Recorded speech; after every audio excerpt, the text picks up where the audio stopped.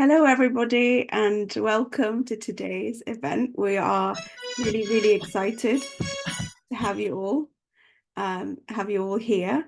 My name is Anu Priya, and I am interim CEO at Racial Justice Network.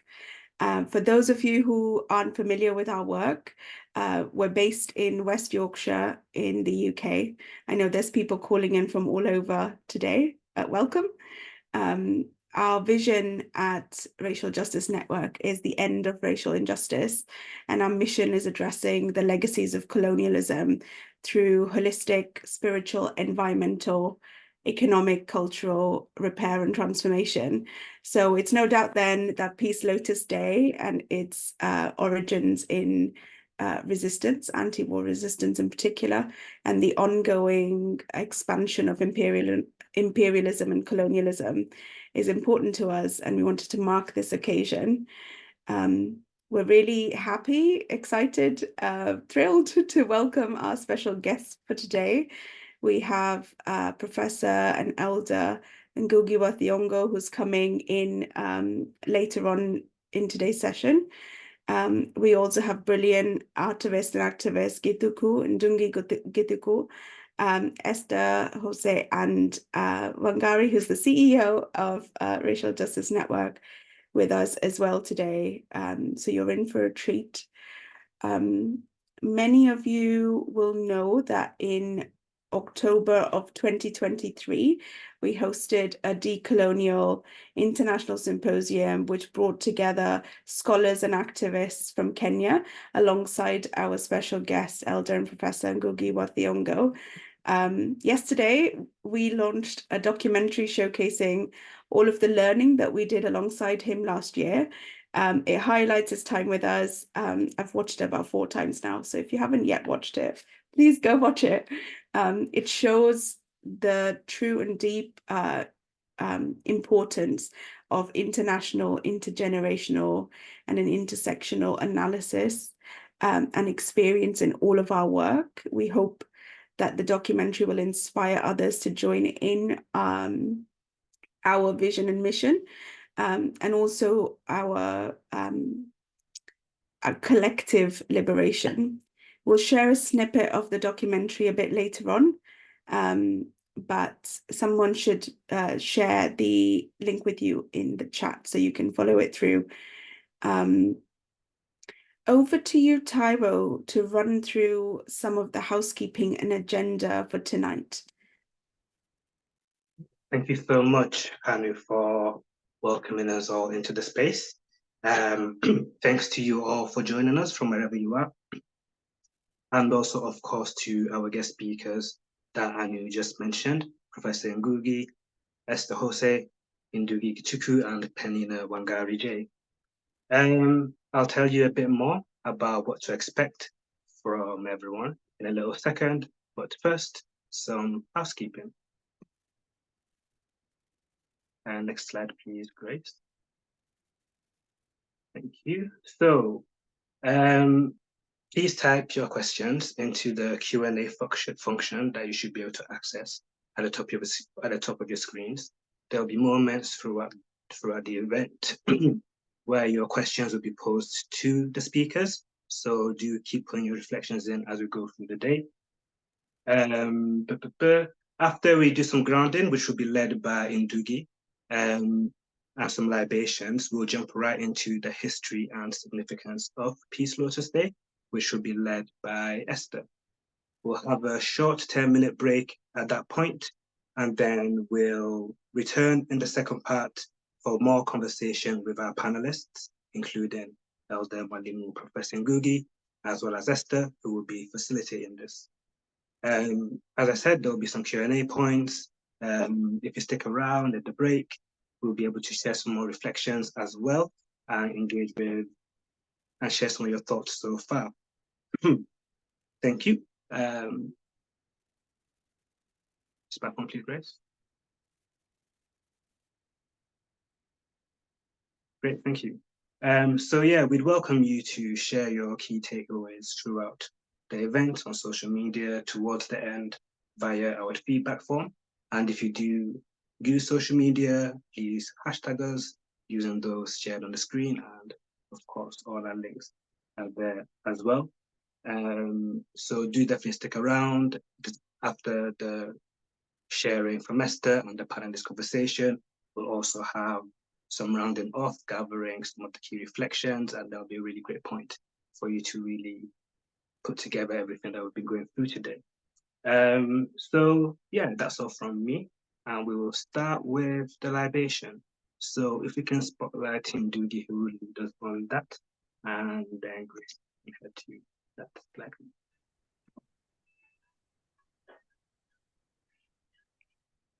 Thai, Radaya Gaidai. Thai, Radaya Gaidai. Thai, Radaya Gaidai. Nituoka mbere yaku Murungu, we Ngai witũ. Tũkwĩnyihĩirie mũno, gwĩgũcokeria ngatho nĩ ũndũ wa ciĩko iria ũtwĩkĩire, nĩ ũndũ wa gũtũmenyerera, nĩ ũndũ wa gũtũhe ũgima wa mwĩrĩ na wa meciria. Tuoka mbere yaku tũkũririkane kũrĩa ũtũrutĩte na kũrĩa ũtũtwarĩte. Tũririkane arĩa othe matũire marũagĩra bũrũri witũ wa Africa, and to remember all those on whose shoulders we stand. We come to you, thee, Ngai, for guidance,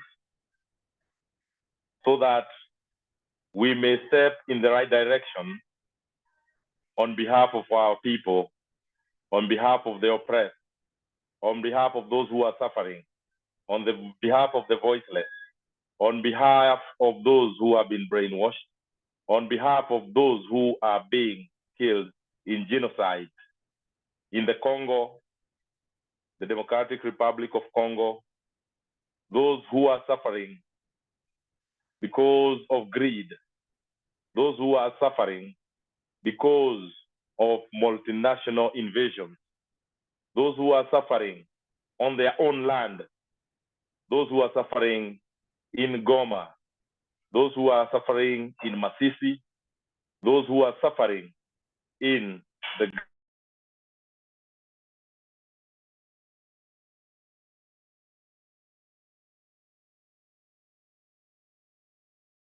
come to you, Gai,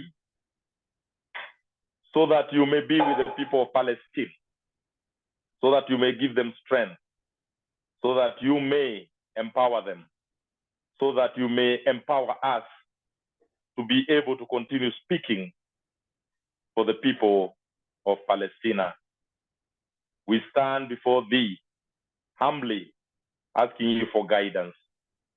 We ask you also to remember those who are suffering here in my beloved land of Kenya, those who are dying in the flood, those who have been neglected by the government, which we haven't heard or seen, those who are dying painfully, alone, those who are now out of their homes and homeless on their own land. And on this occasion, we ask you to guide us so that we may take these conversations beyond where we are, from where that they began to where generations to come will always enjoy and enrich themselves with the wisdom passed down to us and for us to pass it to them. Continue guiding us and giving us strength. Thai, Radaya Gaidai. Thai, Radaya Gaidai. Thai, Radaya Gaidai. Thank you.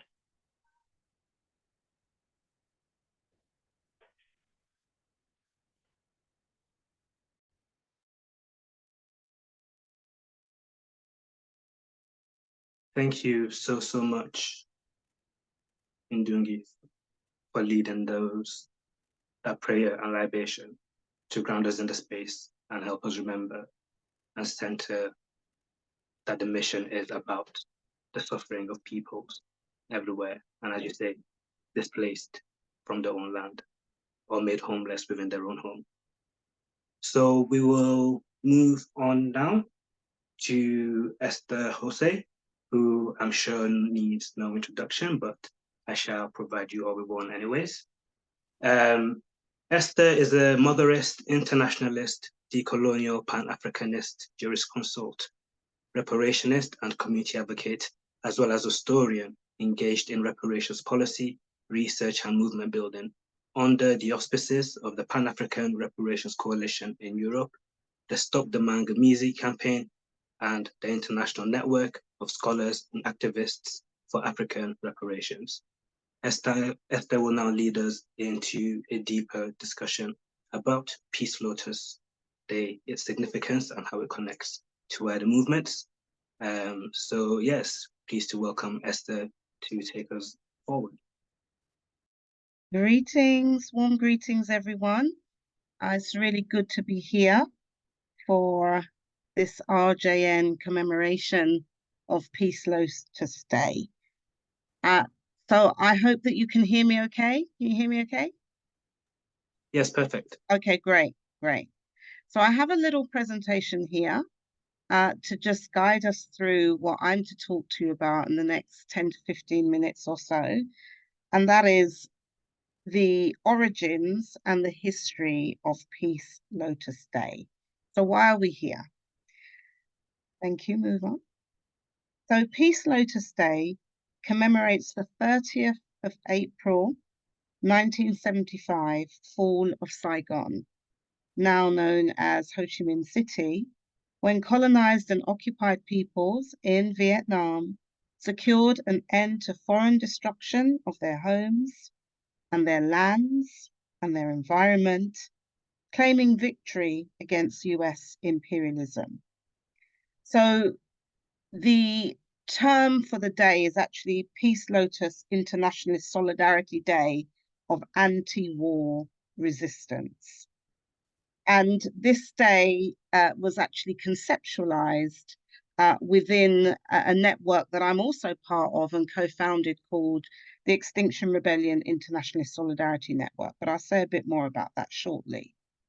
Now, the whole thing around Peace Lotus Day is that it provides an example, the winning of the war on Vietnam by the Vietnamese resistance, and the role of Vietnamese communities, and actually communities who were exercising solidarity with the struggle of the people in Vietnam, is a really great testament to the role of ordinary people in ending forms of extreme violence and oppression and domination.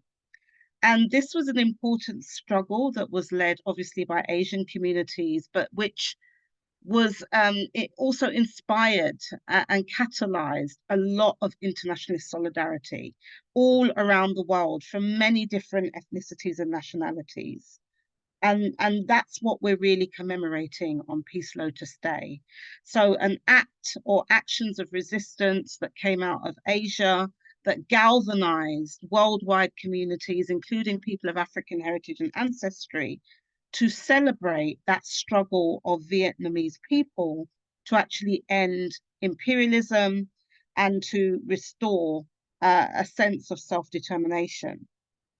So the day also acknowledges and celebrates the struggles of the millions of people who demonstrated, who protested, who engaged in direct action in solidarity with the Vietnamese people to secure that victory.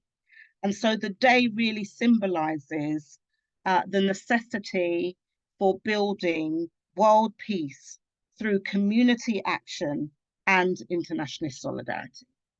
Moving on. So why Peace Lotus?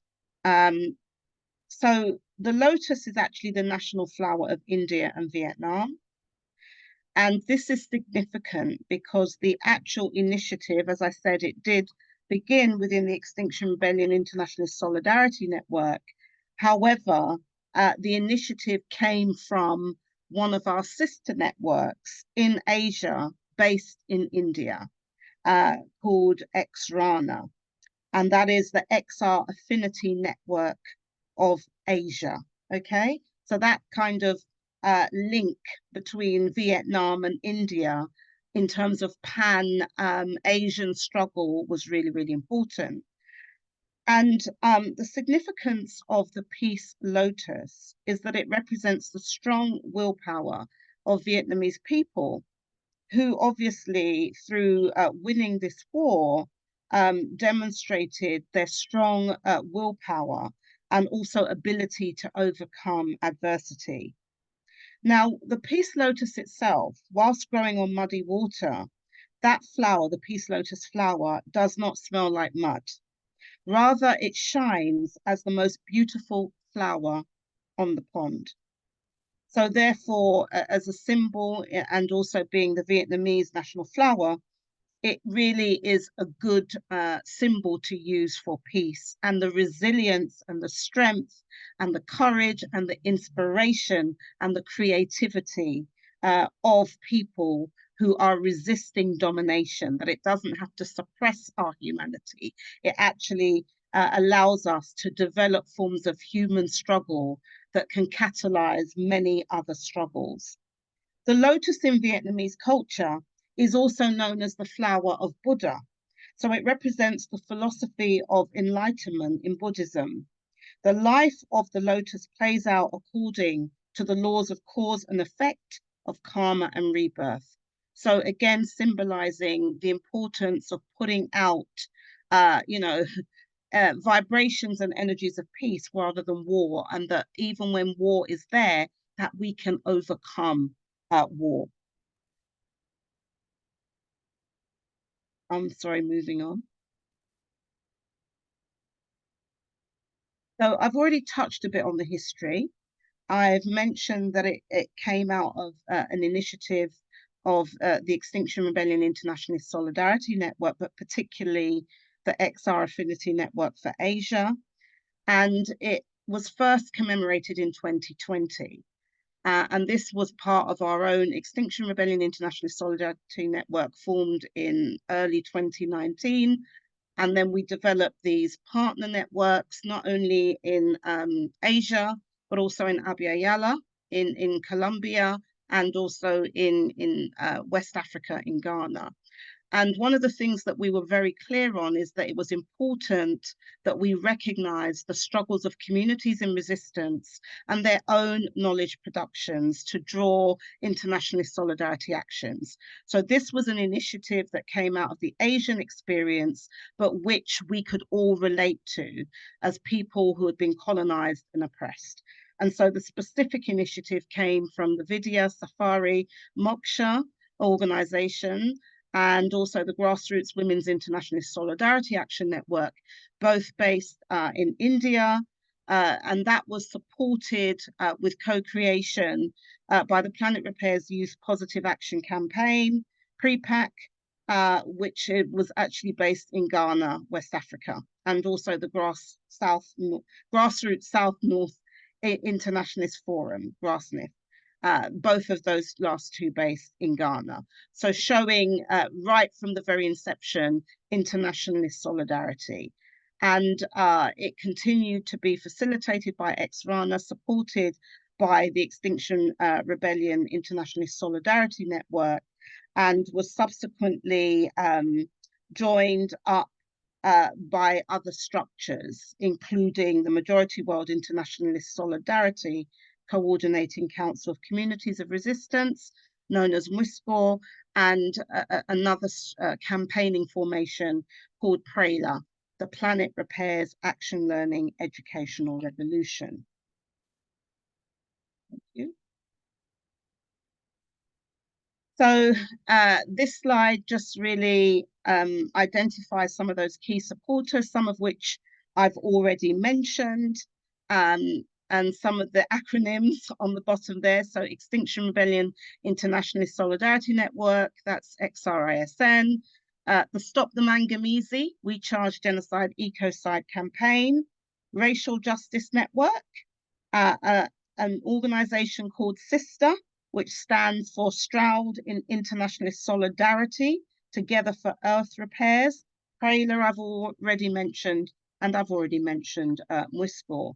A key thing here is that the day tends to be commemorated on the 30th of April, and we also use it as an opportunity to really champion the need to end ecocide, and actually connecting ecocide and the destruction of Mother Earth and our environment as a form of war, which is really important for many of those communities of resistance that we are working with in the Global South, who are on the front lines of defending themselves against the polycrisis, obviously colonization and its impact, but also the worldwide climate and ecological crisis. Thank you. Moving on. So a key aspect to mention here is that this isn't just about single lens struggle.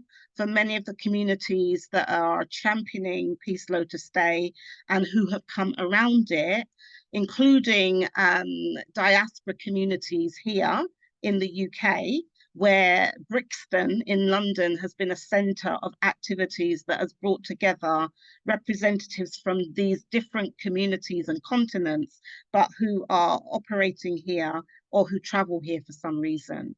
And because many of the communities of resistance are still are living in a state of neo-colonialism, and some of them direct colonialism, we feel it's important to emphasize that peace, and for there to be a just peace, there must also be full and holistic decolonization and the restoration of self-determination.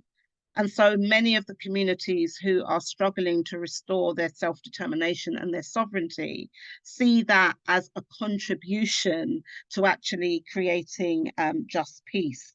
And this restoring of self-determination is about seeing the importance of our resistance, but not only just resisting against what's wrong, but also in the form of preservation of our ancestral knowledges, our roots, our heritage, and our culture. And so, you know, particular movements that offer resonance here are, for instance, the land back movement. But for those that know anything about the land back movement, we know it's not just about restoring our connection to ancestral lands, but it's also about restoring our lineages. So lineage back.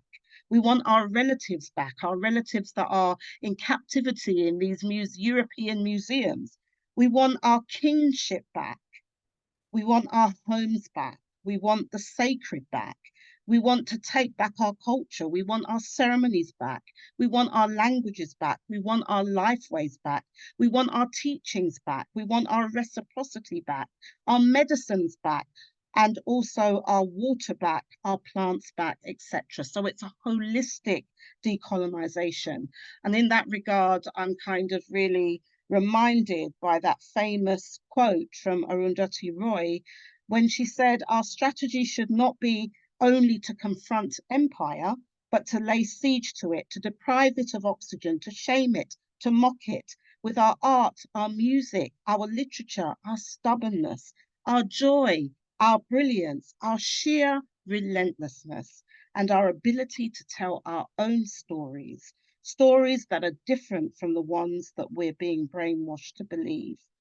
And moving on, thank you. So decolonizing or decolonization, decoloniality as well for just peace, including recognizing the importance of restoring self-determination. Where's it all going to? So the sort of process that we're working towards is something called planet repairs. And planet repairs means that all of the struggles, although this Peace Lotus Day focuses in on the struggle of the Vietnamese people and the resistance and the international solidarity that garnered, and how that then went on to influence many other people's struggles. But it's also recognizing that none of our individual people's struggles and our struggles against different types of oppression, injustice, and discrimination can be waged alone. They have to be interconnected, intersectional, they're intergenerational, intercultural.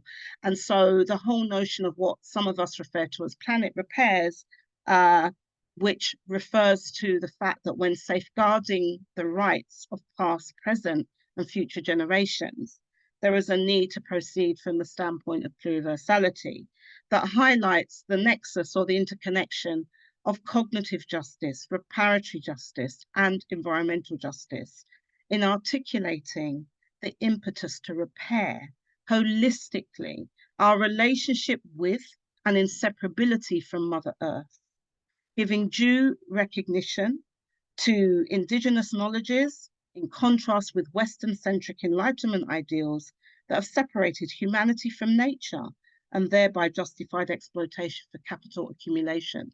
So if we're talking about ending war of all kinds, and trying to bring about a just peace, that will involve planet repairs, the repair of not only ourselves as people and our interrelationships within our communities of place and interest and everything, but also between us as communities and people, and our relationship with our Mother Earth, with the pluriverse, and with all life forms that have to be repaired.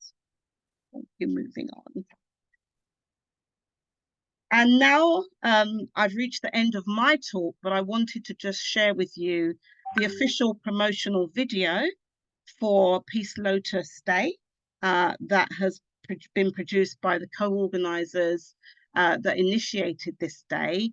It's about 4 minutes long or so take a look and listen. Among the most dangerous weapons of our enemy is the weapon of words. They call it peaceful solution when it is in fact the capitulation conditions. Peace. How can they call it peace when our lands, our peoples continue to be assassinated, looted, live under occupation, are forced to live with the boot on their neck, imprisoned in colonial borders, and violently made examples out of when they dare to struggle to transform their conditions? When there are arms races, it doesn't increase peace to arm yourself, to increase defense budgets. It actually increases the risk of war. Pakistan is a major non-NATO ally of the United States and a NATO partner. We look forward to partnering with them on regional security and defense cooperation. When colonizers say peace for our peoples and Mother Earth, it only has ever meant violence. This is what it's like on the receiving end.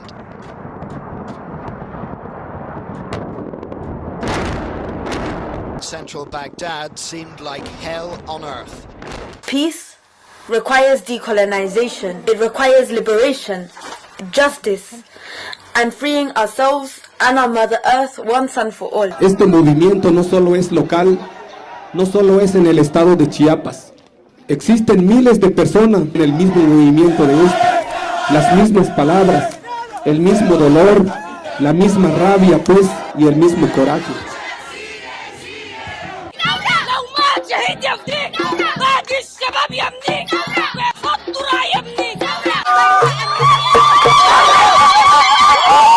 It requires our people to be whole, nourished by their lands, cultures, traditions, indigeneity, and values.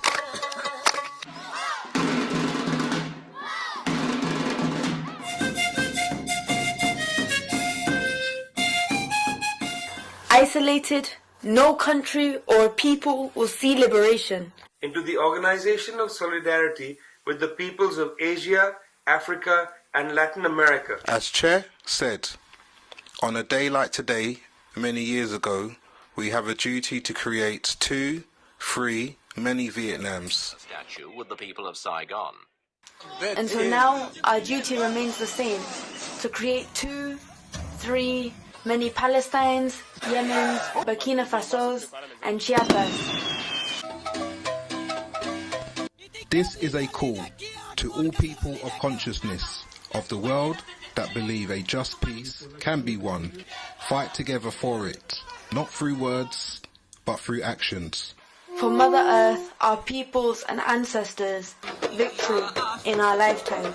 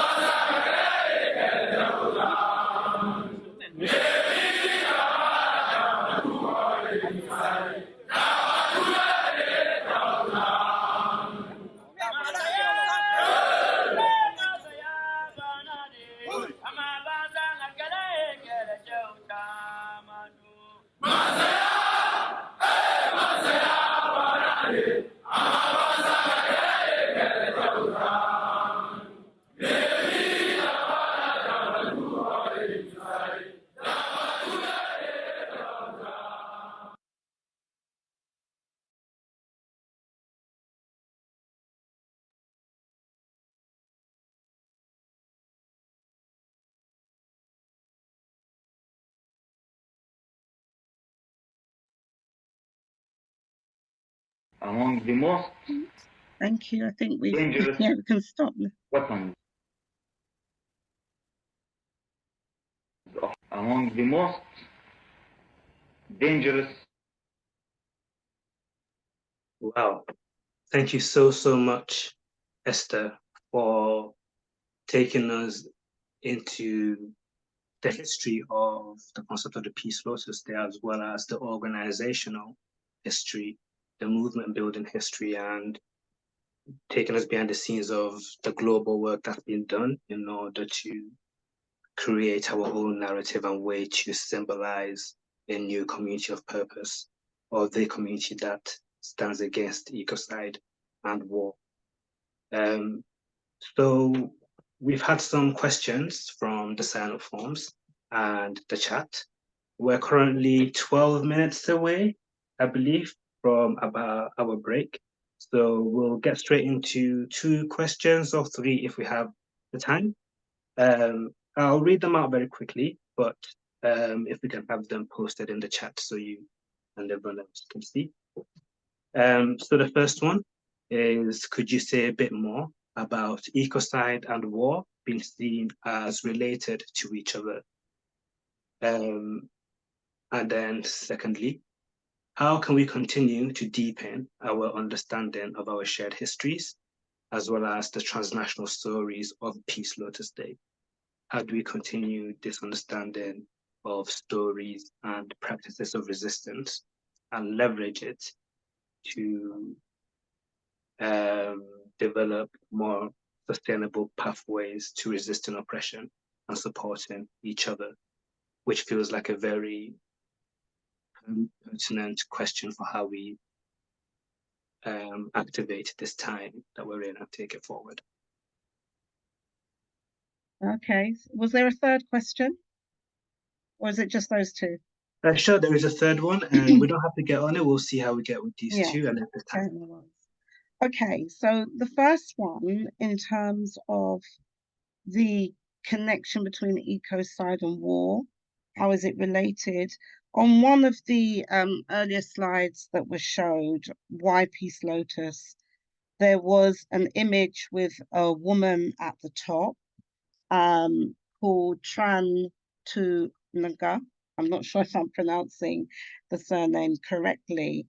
And she is a Vietnamese shiro who has really helped to make this popular understanding about the connection between ecocide and war. And basically, she was a journalist during the time of the Vietnam War, and she was repeatedly exposed to Agent Orange whilst working as a journalist. And as a result of being exposed to Agent Orange, which is a herbicide, she developed several kind of illnesses, which were deemed to be pathologies. And her children, in particular, 3 daughters that she had, were indirect victims of this exposure, resulting in one of them dying from a health defect. So what she did was launch a case to try and hold those who she felt were responsible for the manufacturing of Agent Orange, to try and hold them accountable.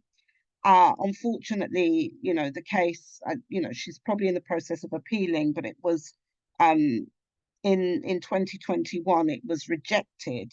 But this case was brought against 14 American companies who were accused of involvement in the production of Agent Orange, which is very, very toxic. And obviously, it wasn't just that it had an impact on people, it had an impact on the whole environment of the country, literally desecrated the lands, polluted the waters, and so forth. And so that is recognized as being ecocide. And it was used as a chemical as part of the US war on Vietnam. And when, the impact of the war, not only in terms of the numbers of people that got killed that were non-Vietnamese, and in particular American soldiers, and many of them being very young. So public opinion that had been lied to, as often happens when powerful entities want to wage war, they began to question the war in Vietnam. And some scientists also came forward who were really deeply concerned about the use of Agent Orange and other herbicides. And from there, a movement not started, but it became popularized around what they defined as ecocide. So the term that we currently use today was popularized as a result of growing consciousness about the impact that it was having on Vietnamese people and their children that were being born with all kinds of defects and abnormalities. And so this kind of propelled the big international campaign for recognition of ecocide being the 5th worst violation or crime that is accounted for in international law. Okay.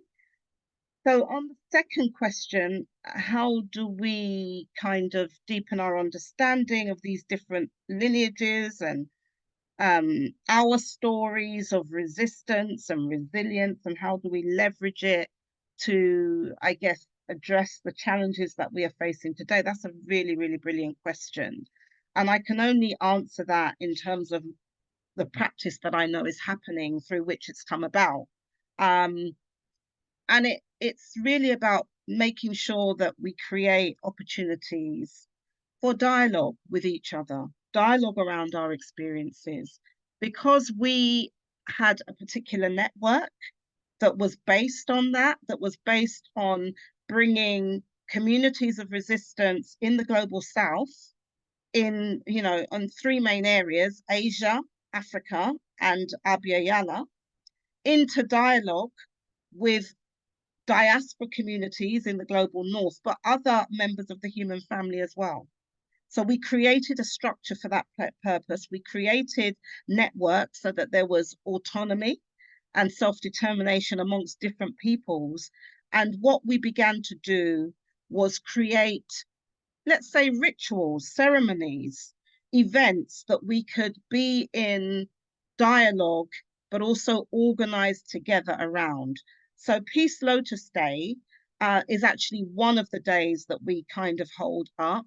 Another day that we hold up is the 1st of Messiah, otherwise known as August, which is the Pan-African Reparations Rebellion groundings that emphasizes the struggle of African people and people of African heritage and ancestry, especially around repair or reparations.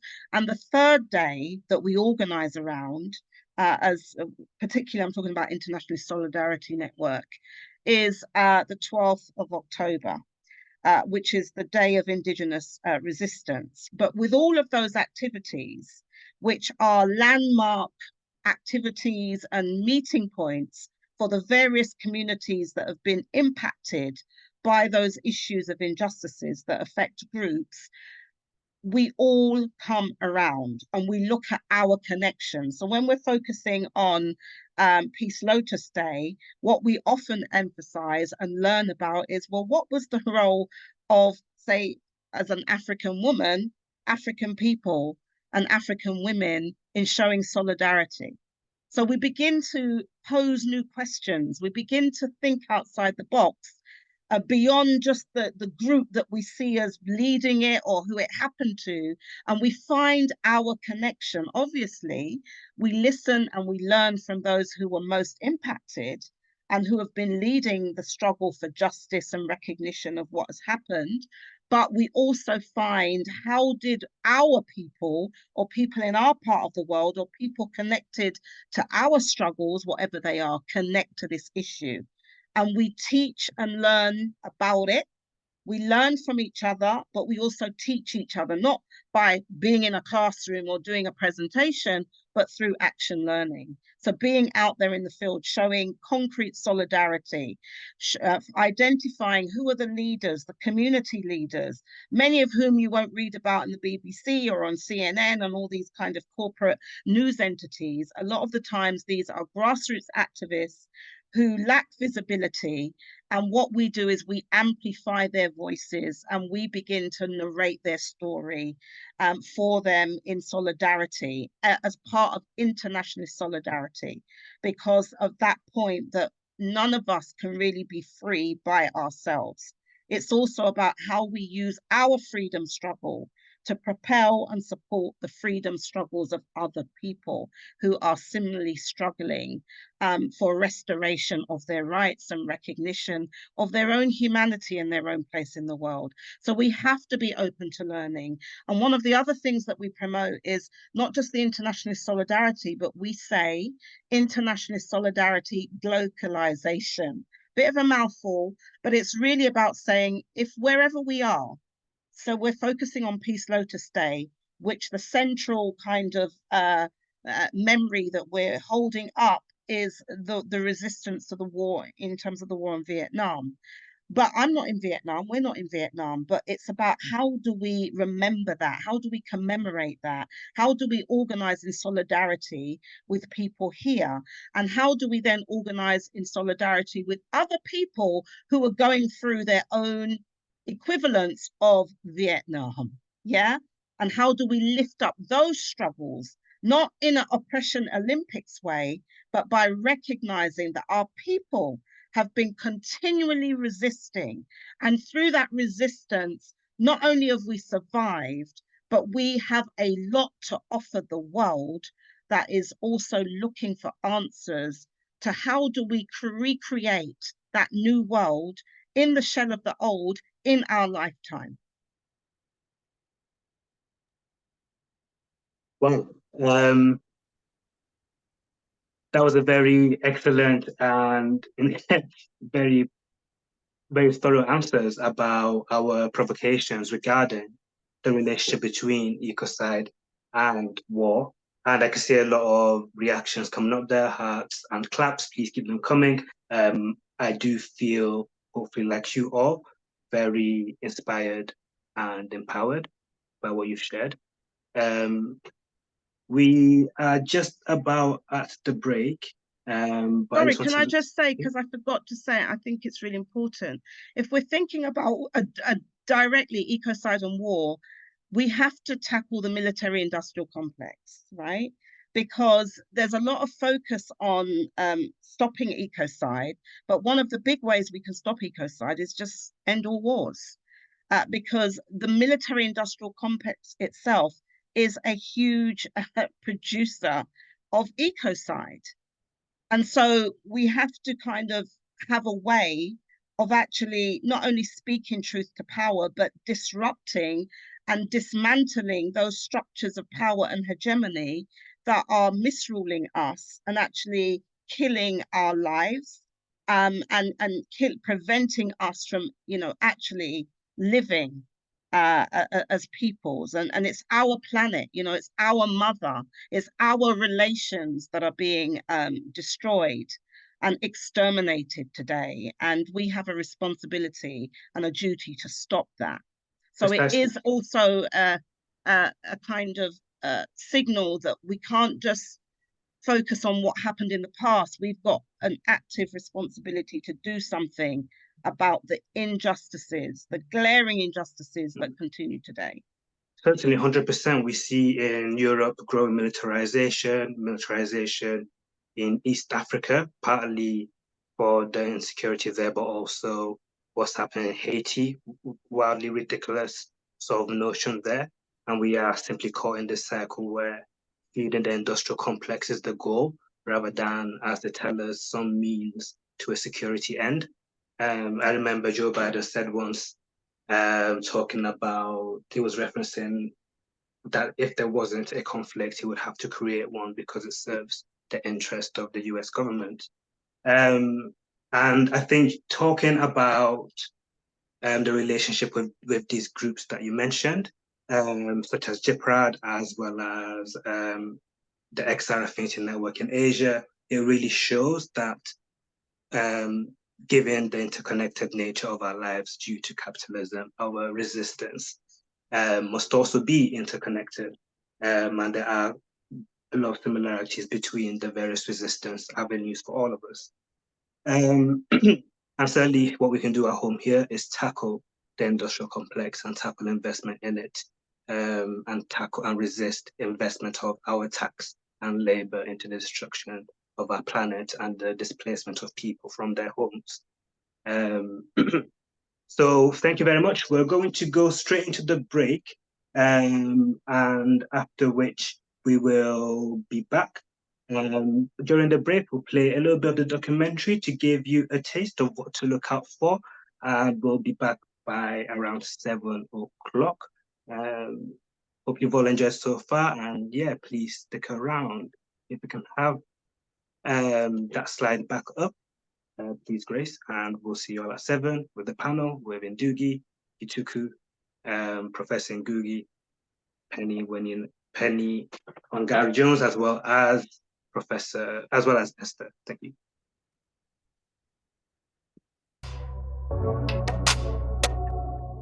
Knowledge.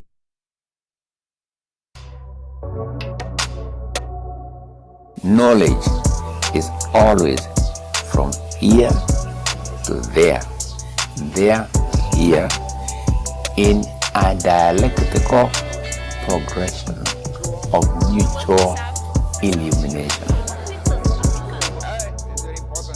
It was the first time of me understanding what colonialism is. Nigeria. It was inspirational, reclaiming who we are. Knowledge. He's been my source of guidance throughout my journey as a international black identity, so yeah, I've been really grateful for this whole experience.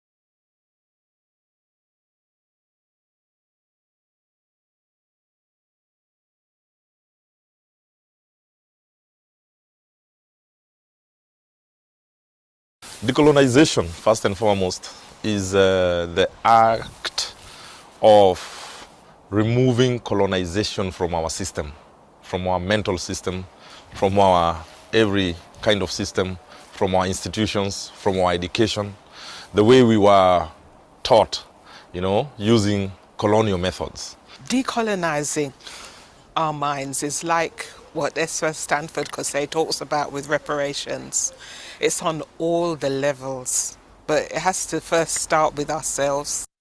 In 2019, we invited the Racial Justice Network to Nairobi to attend a conference on quality education. And our partners from the UK spoke in that conference, out of which an idea of decolonizing education was born. And following the 2019 conference, we held in 2020 January a conference on decolonizing education at the University of Nairobi in the Faculty of Education. It's always good that when we can have a coming together of African people to talk about decolonization in a Pan-African way, in ways that connect different aspects of Africa and the diaspora. The whole concept, I actually came to learn about it and decided to do something about it while attending a Racial Justice Network meeting one time in the UK. And from the conversation that was taking place, I realized the things we were talking about, they refer to them here as racism, but back at home, what they were going through was what we had gone through earlier, but changed into something else, where we were left believing in the way we were taught, we are less, we are inferior, and we treat the whites differently, which to me was neocolonialism that is as bad as racism. Worse, in fact, because it is us who are doing it to ourselves from our mind. And when I was given an opportunity to talk, I suggested to them they need to bring the movement outside, especially in Africa, so that they make us know. And they also get to know that colonization developed to neocolonialism, and we need to decolonize because we are being racist to ourselves. We welcome, ancestors, your presence and inspiration as we So it's heartening to see this, and it's going to be baby steps because our minds are colonized, and so we have to slowly break that down, to be able to speak to ourselves honestly, to be critical of, what we're experiencing, and our thoughts and our ideas that we have. And the goodness of being in the presence of an elder who has been thinking about these things and refining his thoughts over a long time is that, it operates in a way to help ground us and to pick out the rubbish from the good stuff. This symposium was a bringing together of that work that has been going on in Kenya with Nairobi University academics who've continued to support projects that we have or exist within the Racial Justice Network, and with Professor Ngũgĩ wa Thiong'o, who's like the king or the don or the OG of decolonizing our minds. And one of them was the Kenyan delegates felt like we were coming to trace the stone that the Masons rejected is actually the cornerstone on matters decolonization.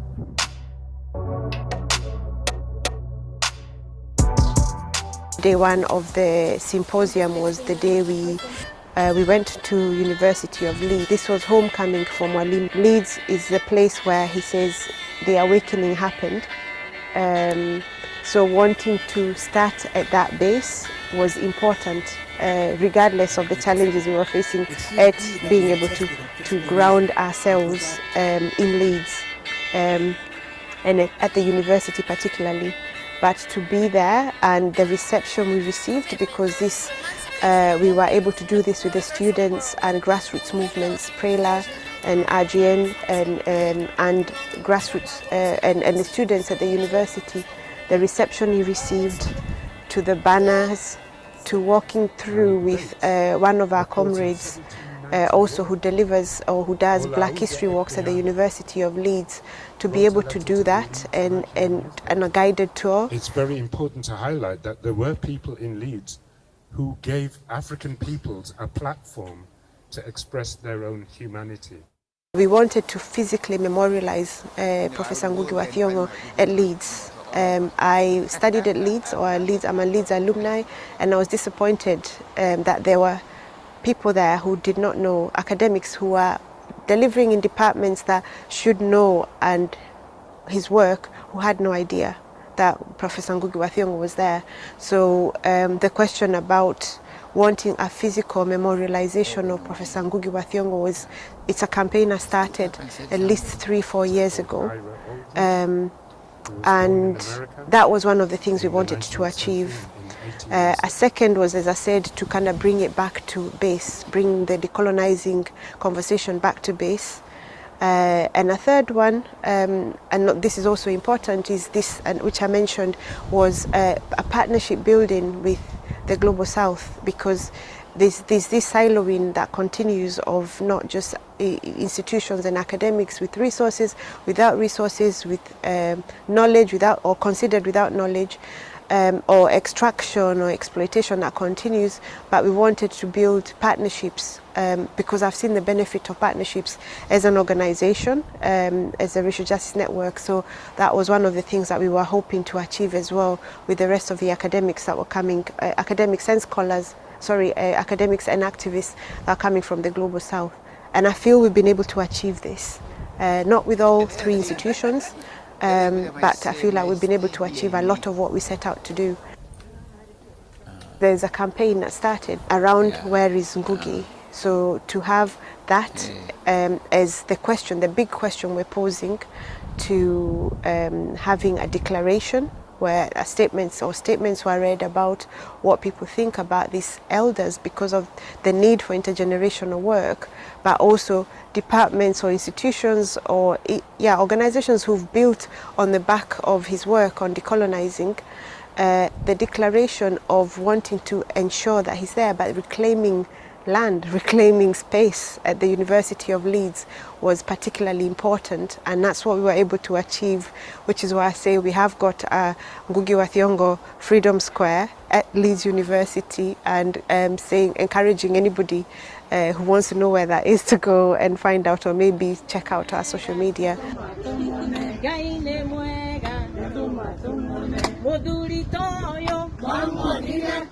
Saturday we wanted a Kikuyu language session, because all of the sessions and all of everything that we're doing is still in English, and considering how much Mwalimu has been advocating for our languages and our mother tongues, I wanted to organize a space that was specifically for Kikuyu speakers. It didn't matter if people are from a different background, as long as they could understand and speak in, and we did that in Leeds.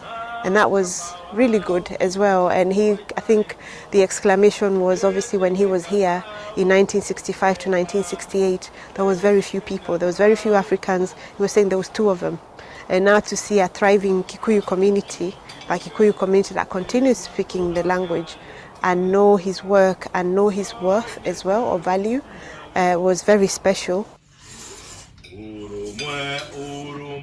Warutia wira narinya nini Nawo shamba wao mwingengo Roita leguaya Nesho ikaingata ukombo Kenya Nesho ikaingata ukombo Kenya.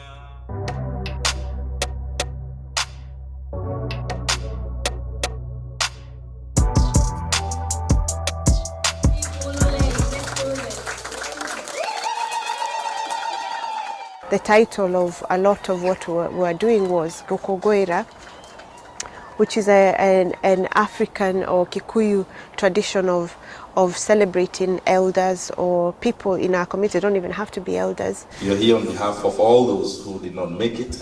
It was in Sheffield that we made Ngũgĩ the king of Sheffield. He's been joking about it and saying, now I'm the king of Sheffield. But you see, what happened is that we had an event which we called Gũkũngũĩra, honoring Ngũgĩ. And I was honored to be the person leading this gukungwira. But the more we went on with the ceremony, the more I realized how serious it is. Yes, thank you, Maito. And the men will face the mountain. We Ngai witũ wa Kĩrĩnyaga, nĩtuoka mbere yaku twĩnyihĩtie, twĩgũcokeria ngatho nĩ ũndũ wa gũtũhe muoyo. I hadn't planned the words like this is what is going to be, but the seriousness that it was taken by the people who were present from all over Africa and the diaspora at the Utopia Theatre. It is a moment that I will cherish forever. And that is where, on the script that I did not have, I declared Ngũgĩ to be the coronated king, emperor of literature.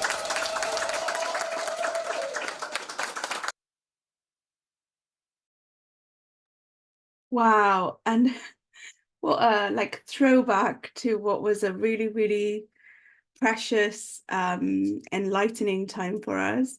Welcome back, everybody who was with us for the first half, and welcome to those who have joined us, especially. In the first half, Esther spoke to us about the history and the importance of Peace Lotus Day and linking it to wider movements towards repair. In this next part, we're going to bring it a bit closer to home, to our work at the Racial Justice Network.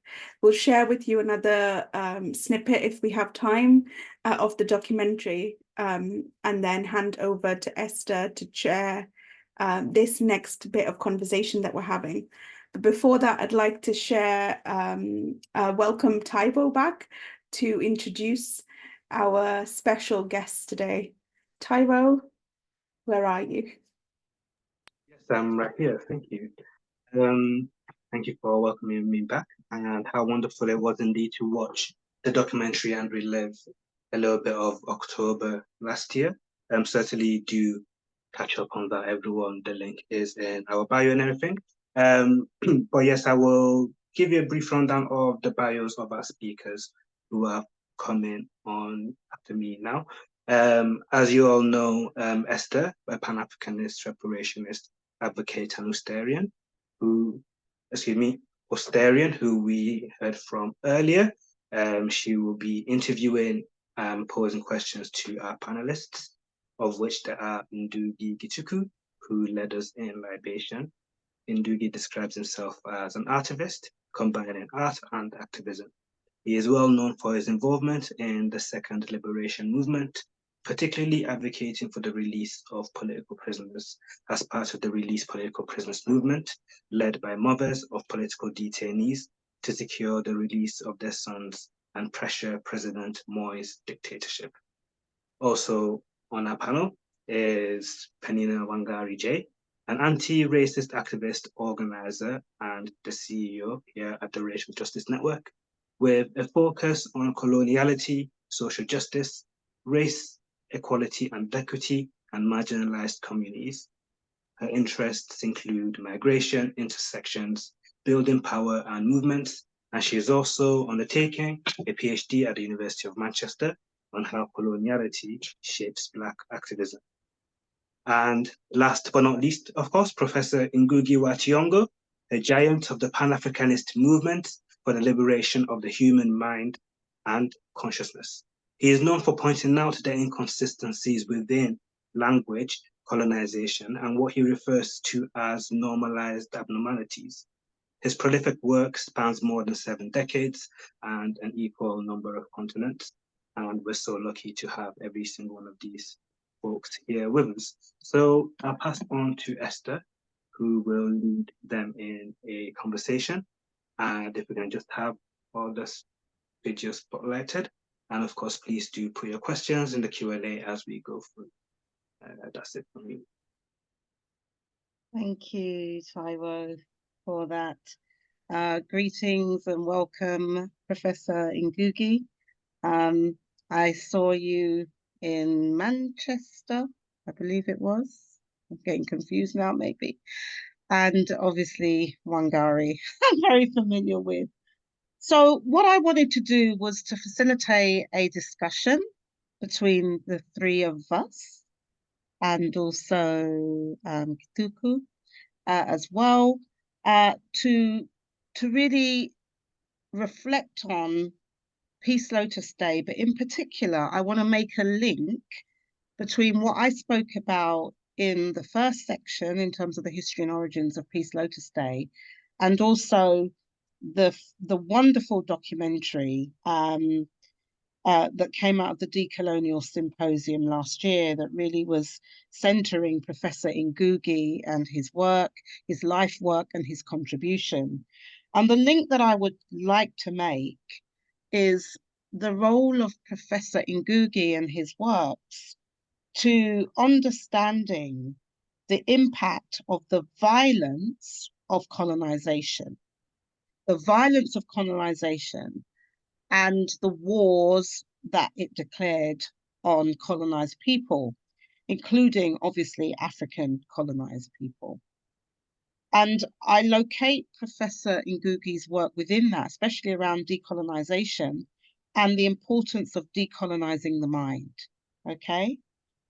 Because we know that part of the arsenals that were used to wage war was to not only wage the physical struggle, you know, decimation of peoples and dispossession of peoples, but also the various killings of our knowledge systems.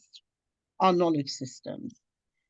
so during the symposium last year, the Decolonial Symposium, when Professor Ngũgĩ spoke of the importance of knowledge, and that statement that was made that knowledge is always from here to there, from there to here, in a dialectical progression of mutual elimination. And so it was the epistemicide and the way in which our knowledges were killed or certainly tampered with to prevent us from actually connecting with the strength of our heritage and our culture and our lineage to be able to resist the forms of oppression that we went on to face. And so that is the context of the normalized abnormalities that Professor Ngũgĩ has been teaching us about. And so I'm just saying that by way of an introduction to really open the floor to hear from all of you around how you see the importance of decolonizing the mind to formal decolonization struggles and the role that knowledge production and revitalization has in that. So I think we're going to start with Professor Ngũgĩ or Wangari? It's going. Wangari? Are you going to start, Professor Ngũgĩ? I mean, you're the person who I defer to the mother, the mother of Modoni.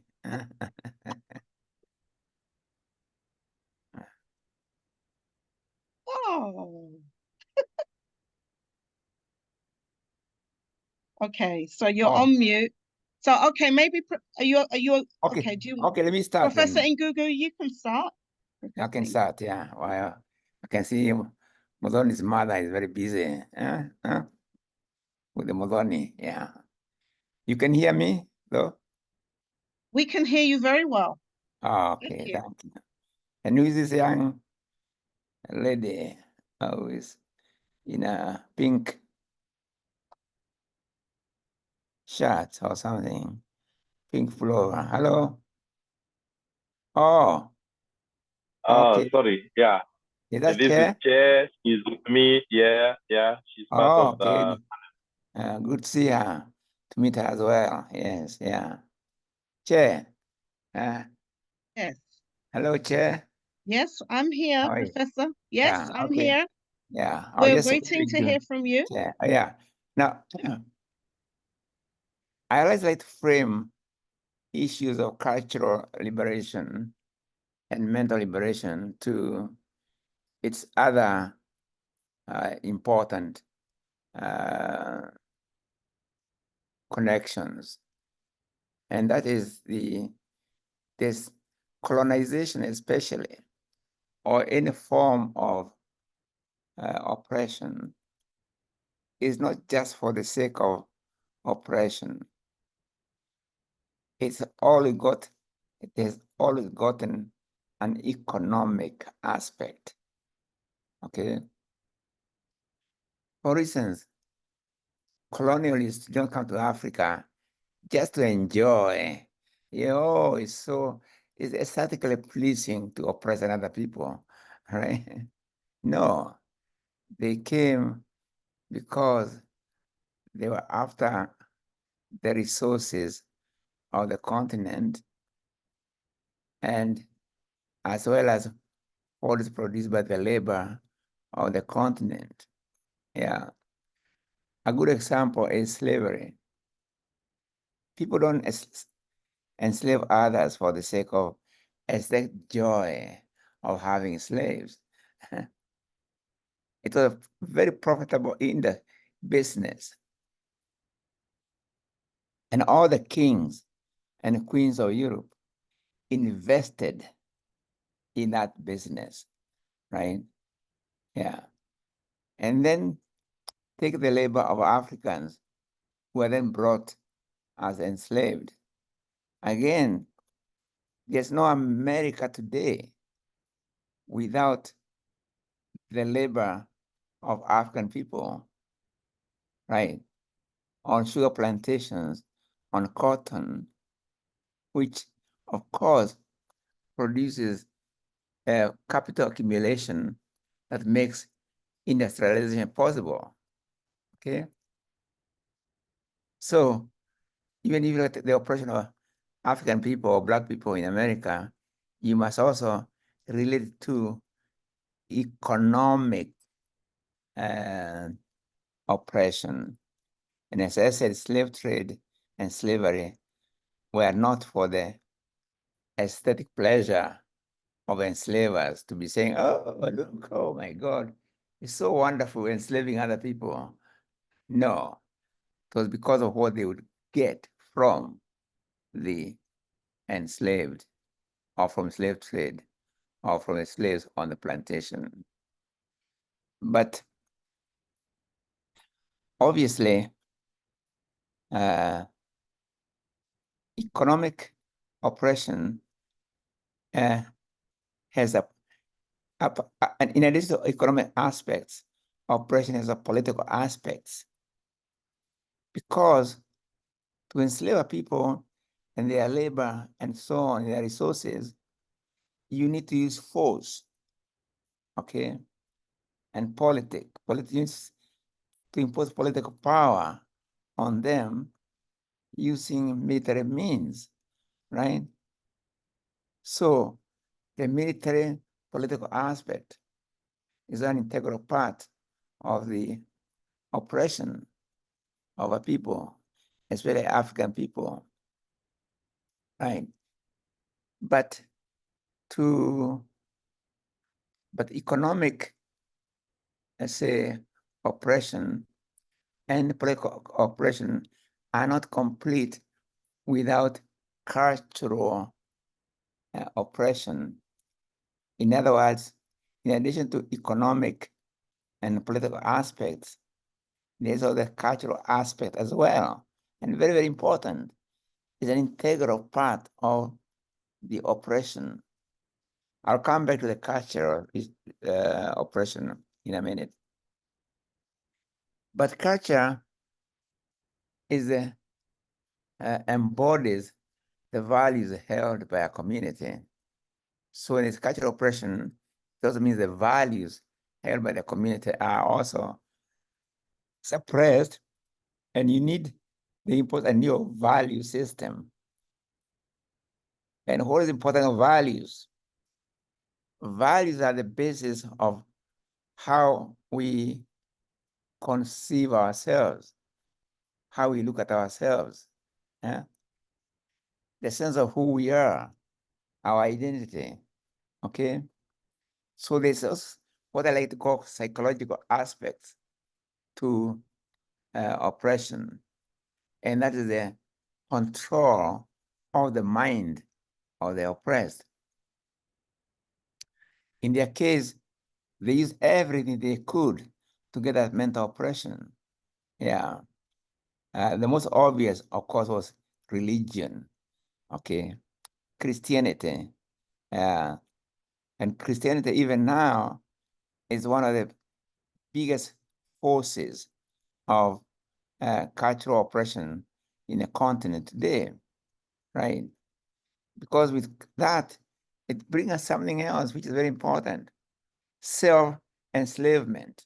In other words, you're enslaved, all, but Christianity and religion makes you accept, that oppression. Okay. And in Kenya, we can see today how the churches are being used to really do most incredible things, including crimes. Okay, yeah. Now, so when we think of any resistance, we must look at the economic, the political, the cultural, and psychological. They are all connected. Okay. So, sometimes economic resistance to economic oppression and political, they may need cultural resistance also, right? To know who you are, to believe in yourself, okay? Now, one of the things which was, apart from religion, which was used in terms of economic, cultural oppression, was the language system imposed on all colonized peoples, right? And African languages were oppressed, so to speak. In fact, I've told stories in my book, Colonize the Mind, where I've talked about this. I've talked about instances where children were punished, actually given corporal punishment for speaking their mother tongue in the school compound.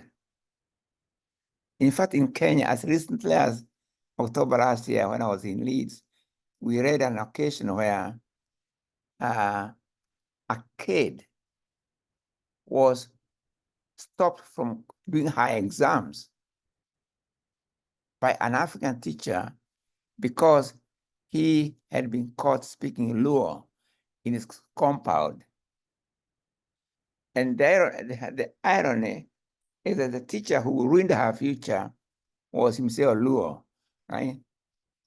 And she was speaking Luo language.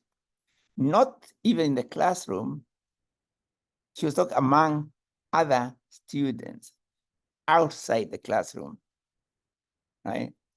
So as late as October last year, this was happening in Kenya, but this is going on all over all over Africa. Okay, so language is one of the areas where at least we can start our resistance. We have to connect with our languages, but realizing that knowing a language, our language as a foundation, we can still learn other people's languages. There's nothing wrong in adding language to what you already have, but there's something fundamentally wrong to deny your own language. And when you deny your own language, you also talk about the language spoken by ordinary people in your community, by workers and small farmers. So even if you think of it as a progressive, how are you going to organize among peasant workers and you don't know their language? Are you going to go there with an interpreter, right? You speak in English and your translator, someone translates for you, like the colonials used to do, right? So connection with our own languages is a very, very important part. Not only be proud. I recently wrote, I think 2 days ago, I wrote to the new leadership in Senegal and congratulating them and also emphasizing the importance of languages as well as the education system, but languages. And one thing I was recommending is that the new young people, they must speaking one of the national languages without a hierarchy, okay? Say Wolof. And when even they go to the United Nations, they should speak in Wolof and get an interpreter. When they meet with the president of France or America, they speak in Wolof and then get an interpreter. Just like a Russian president, when he goes somewhere, he speaks in Russian and is an interpreter. The president of China, he speaks Mandarin and is an interpreter. But we African, we have as African presidents should not only that they speak English, but they must speak it in a certain way, right? They are more concerned with how their English or French will come across to their French partners than whether they are really, reaching their own people, right? So there are things we can do, all of us, by the way. On matters of language, all of us can do something about it. It's not to give up English or French, but connect. Choose an African language, whichever it is. If you're born in America or Britain, yeah, I can understand. But if you have to add another language to what you already have, add another African language, add an African language to you, okay? Don't add 20 more European languages to yourself without knowing a single African language. So when it comes to language, it's something all of us can play a big role, okay? Yeah, so I just come from dialysis, so. Okay, well, thank you for that. That's really helpful and a very important, I think, message that you're sharing there. And what I would like to do now is bring in our other panelists so that we can have a panel discussion now that we've had a foundation set for us. And I want to open up with a question that I'd like you to try and respond to. And that is, what is the link between war and the necessity for decolonization of the mind? And also the advancement of indigenous knowledge, including the cultivation of our languages. So here I'm really looking at, how do you make a link between the notions of war, peace, and knowledges for liberation? So opening up to Sister Wangari or Brother Githuku. Either of you, if you feel able to respond to that.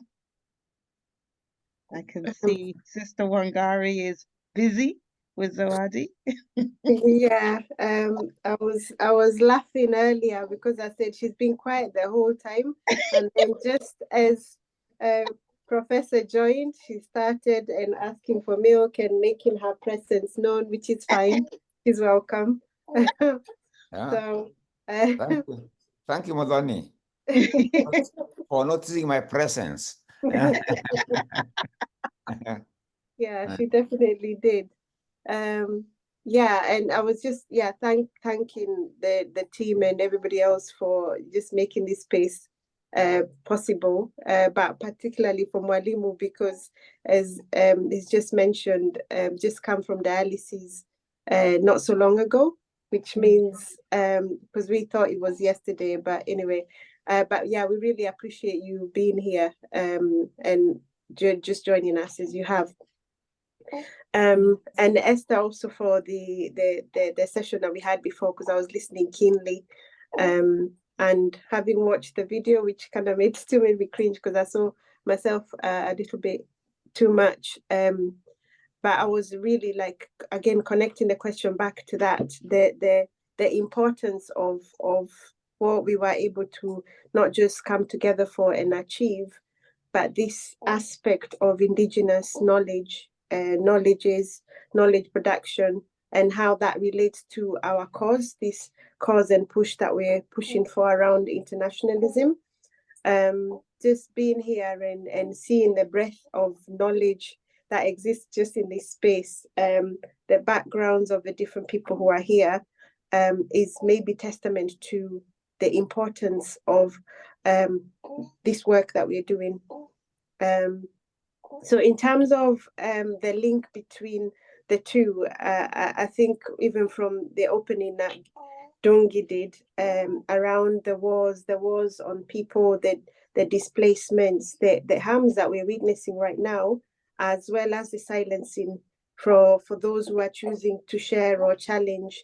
It's kind of goes without saying that the link exists, and it's one of the books that Mwalimu, that is one of the books I really use a lot, Moving the Center, where he kind of like connects imperialism to the US and the powers that exist and how those are used. Again, you use this concept when you talked about military industrial complex, Sister Esther, the powers that are used to destabilize because of what the powers that be are after, and how some of those knowledges that exist or have existed, from protecting the land to protecting mother nature to protecting our people and cultures, or cultures of resistance, which kind of beats me, because again, Githuku spoke about greed. It's some of this, that the destruction that we see because of the greed, because of the capitalism, and the importance of retaining or holding onto that knowledge, or those knowledges, kind of goes without saying. So yeah, I see the link. I can't answer it like as deeply, because it's a big question. There's a link there, but the link in terms of what I see, what recognizes war is not just a war of like the body, it's the mind, it's the psyche, it's the violence that we've witnessed, continue to witness when we talk about coloniality. It's all of those things combined, but also the importance of the resistance. I question peace, and maybe that would have been my question around when that there were poses around what we consider peace, because that also can come at as a challenge when you're being destroyed and you're seeing so much destruction around you. How can you afford to be peaceful, or what do we mean by peace when we are being destroyed as a people and as land? But yeah, I'll stop there. Those are big questions, absolutely, and it's not peace by itself. It's a just peace, because peace cannot be imposed on people who are still being violated and subjugated and warred upon, and then to say to them that they cannot resist in the ways that they find meaningful.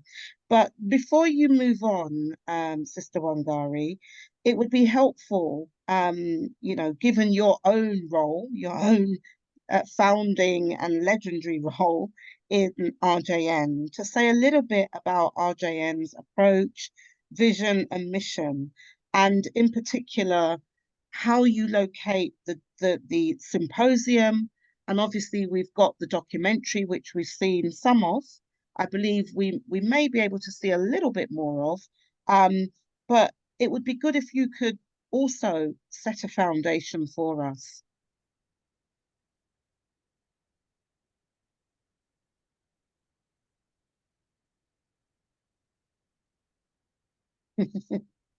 With Modani, of course. She's coming. Okay, all right. Oh, you're muted. Yeah, I was trying to find the unmute back.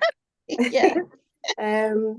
Yeah, I should also have added that I am on leave and on maternity leave, but this is also a good way to kind of keep my mind on things as well.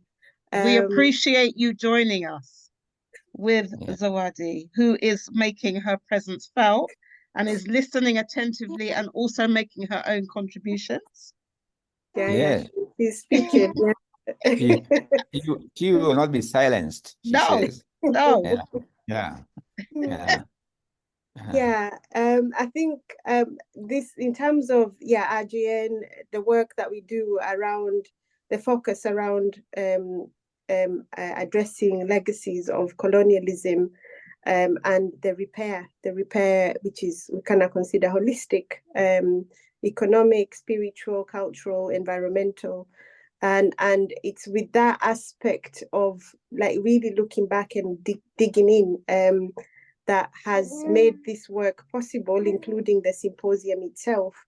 The need for internationalism, and I think maybe that was driven more by the fact that a lot of us, not just because we have international roots, but we recognize the harms going that far or coming from that far, and the need for transformative justice.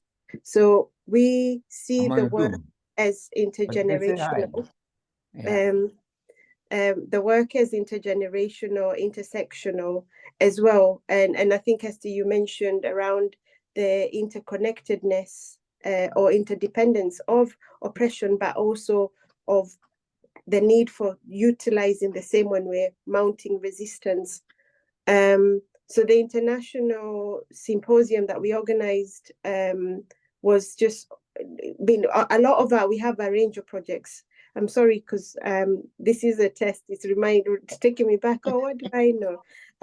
But yeah, we have a range of projects at the organization. I'm not going to try and name them all, but what I know is all of our projects are interconnected and interdependent. So it seeps into one to the other. Githuku mentioned flooding going on in Kenya right now, which we consider to do with climate change. And the fact that not everybody is able to respond to some of these climate disasters, as well as perhaps the Europe and the climate debt that is also. We have like projects like those that are connected to internationalism and back. But the event that we had was linked, or maybe more directly linked with one project, which is the international solidarity. And I know I've spoken to Mwalimu about this because of this question that we have, those of us in the diaspora, our contributions, despite our experiences, some of them not so nice or not so good, what could be our contributions in terms of the bigger picture. And that's why the approach that we take and the knowledges that we recognize that exist within us, some of it ancestrally, not just the learned stuff and the lived or lived experience, is how do we ensure we are not forgetting not just where we come from, but the struggles of our brothers and sisters or of our siblings elsewhere, which again, Esther, you've kind of mentioned, and how we interconnect these struggles for to push, because when we're divided and we're tackling the challenges one at a time, we're not, it kind of weakens our efforts. So the need for that, but the bigger again, I feel like I've said it, or I did say it during the documentary where I spoke about why we're so grateful and hold Mwalimu with such gratitude, was these conversations. Yeah, Modon is telling you something as well. What Mwalimu has done, the work that he's done over the decades, and what we consider is being done now. I also kind of remember concepts that, again, I've learned from you, Esther, around movement capture, and how sometimes some of these concepts are taken and distorted and diluted, and the people who kind of either is sprung from are no longer in the picture, not even consulted. So it's kind of those kind of sentiments that led to the symposium. And we've seen the power of what we were able to achieve, and not just then, but the potential of what it will continue to build on as time goes by. But yeah, I hope I've done justice for those who are still working at IGA. Absolutely, More money more than absolutely. anything else. Thank you. Thank you. So before I come back to you, Professor Ngũgĩ, I'd like to bring in Githuku, and particularly if you've got any reflections on the question that I posed around the link between decolonizing the mind and resistance, and also war and the struggle for a just peace. But I would like you to also share your own perspectives about the role of art in resistance, and if you have any examples or stories of resistance that you'd like to share. Thank you very much. Yeah, I'm very honored to be here today, to continue with this struggle that we found others pushing. I keep saying that we cannot be able to address the issues face us today without looking back to those giants on whose shoulders we stand upon. People like Mekatilili Menza, 1914, was stolen from the Kenyan coast and taken more than 1,000 kilometers, away slavery into captivity. And she was able to break out of prison and walk back from Gusii to Malindi to continue with the struggle. Those are the inspirations. Dedan Kimathi, he will say it's better to die on our feet than to live on our knees. I like to reflect back to them so that I can have my grounding and say this is the struggle that we are pushing on. So without honoring those who have done their deed in the past, then we'll not be able to do what we are supposed to do today. As a matter of fact, today I was fortunate to have been in a space of struggle in Lemuru, where Ngũgĩ was Thiong'o, professor, and others, Ngũgĩ wa Merie, wrote plays which were talking about disengaging with colonialism, neo-colonialism. And of course, Kamiritu is world famous, where old men and women came together. Yes, some of them were there today. And I actually mentioned that I'll be in this meeting tonight, and they passed their regards to you. And the spirit that they have is the same spirit that they have passed on to us. So we are looking also at the intergenerational linkages of struggle through theater, through art. So my thinking is that also, thank you very much, Esther, for going deep into what Lotus is all about. And for me, I feel that peace does not happen, cannot happen without justice. Justice does not happen and cannot happen without dignity. Dignity doesn't happen, cannot happen without identity. Identity cannot happen without decolonizing the mind. You have to know yourself so that you are able to project what is in towards the people, so that people know and understand what you're all about and what you're talking about. So art is a powerful tool. It is a tool that has been used before. It is non-violent, and I believe in non-violence.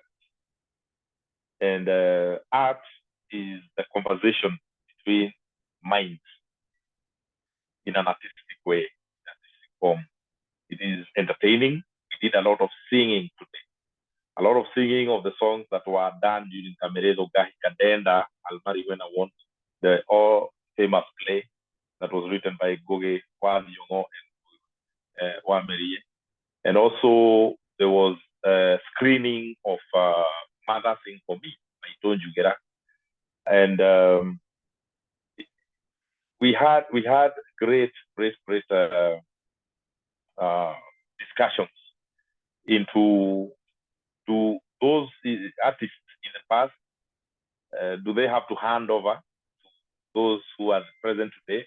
And the discussion was so sweet because we say an artist is not like a politician who's supposed to retire.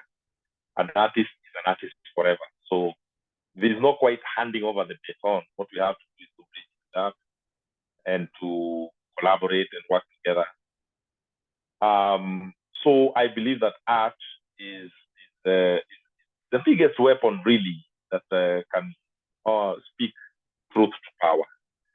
So I will also mention that currently, using art, we are working on a series of poetry pieces together with Professor Ngũgĩ, which we are writing in Gikuyu and presenting to our people in Gikuyu. We are encouraging other people to translate them to other languages so that we can continue communicating. We currently have a regime in Kenya that is unforgiving, a regime that is stifling our democratic space, a regime that is not caring about the people. And when I mentioned when I was doing the libation, that yes, we have floods in Kenya, and this is a cause of climate change. But the reaction of the regime that we have today is very, unfortunately, not satisfactory to the response, that is required of a government. People are dying. We have already been warned by the meteorological department. The rains are gonna go on until about mid-June. So the deaths that we have seen should not have happened because people should have been moved to other areas which are not dangerous. So as we continue to talk about decolonizing the mind, as we continue to discuss this whole topic of coloniality, art for me is the biggest weapon that we have, and maybe the only one at the moment, because there is no other way.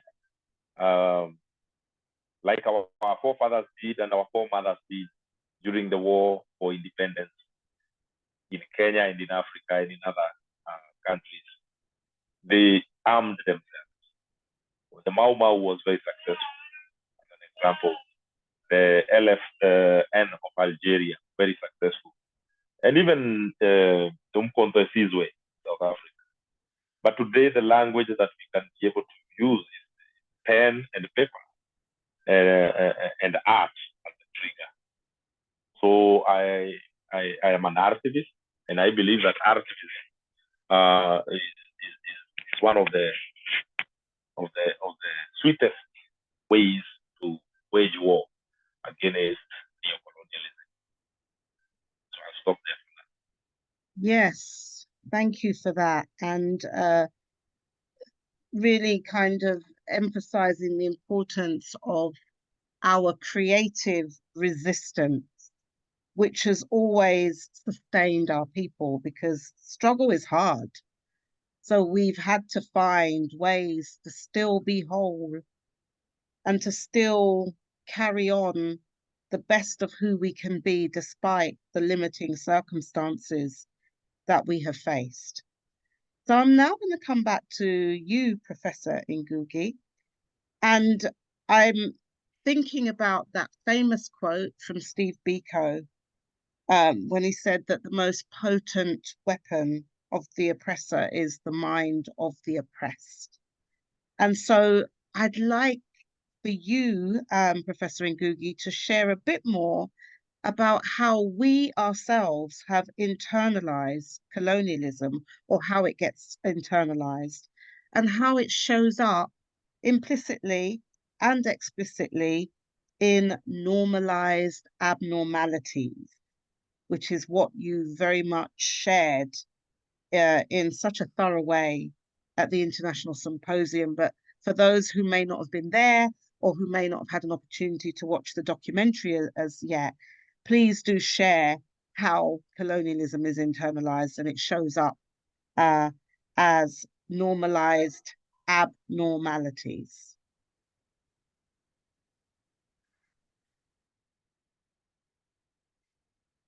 Oh, you're also muted. Yeah. Can you hear me now? Yes, yeah. Yeah, okay.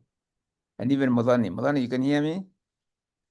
Yeah, yeah, she says yes.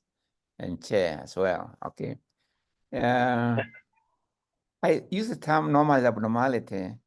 I was very concerned about the world today, the ruling forces in the world today, particularly America, or what they call the West generally, yeah. And I realize America is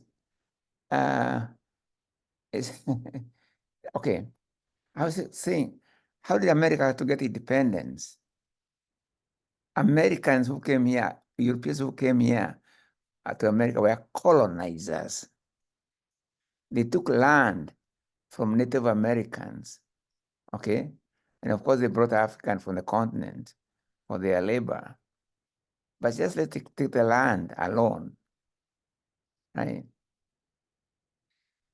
A colonized people, when you talk about decolonization, at the very minimum, it must mean decolonization of the people who were colonized, right?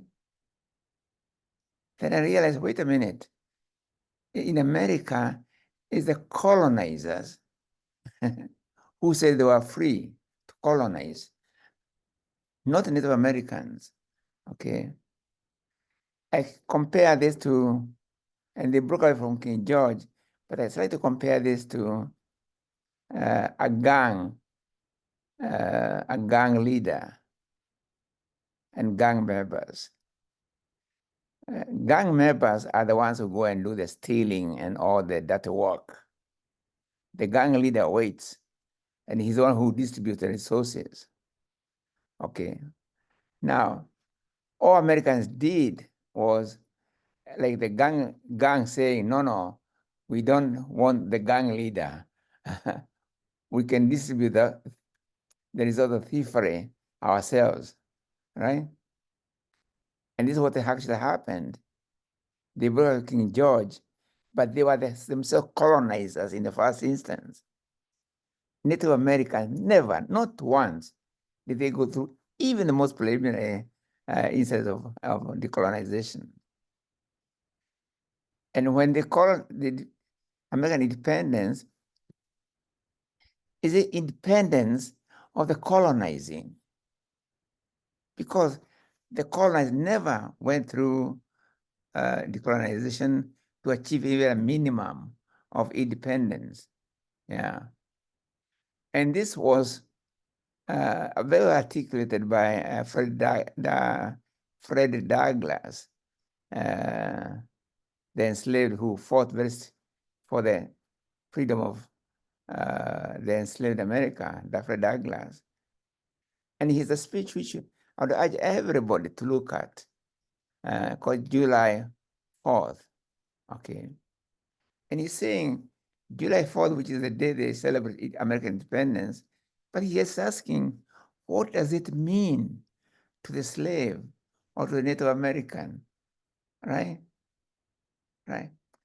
But this is the same as Canada, the same pattern, where the colonizer then say, I'm independent, right? It's the same in New Zealand. It's the same in Australia. Now, look at this. Those 4 or 5 countries constitute, they are part of the West, right? They are part of what they call democracy, free world, right? But in reality, when you look at it, no. The Native Americans, Maori people of New Zealand, Native Australians, Native Canadians are still, they never went through decolonization at all, right? Yeah. But these forces are the ones who are calling the shots in the world today, what they call the West, right?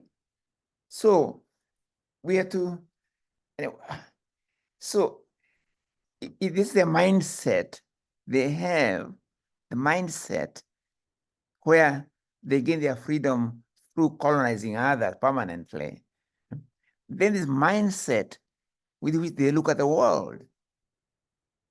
That's for instance, America can still go on supporting the Zionists, settlers in Palestine, right?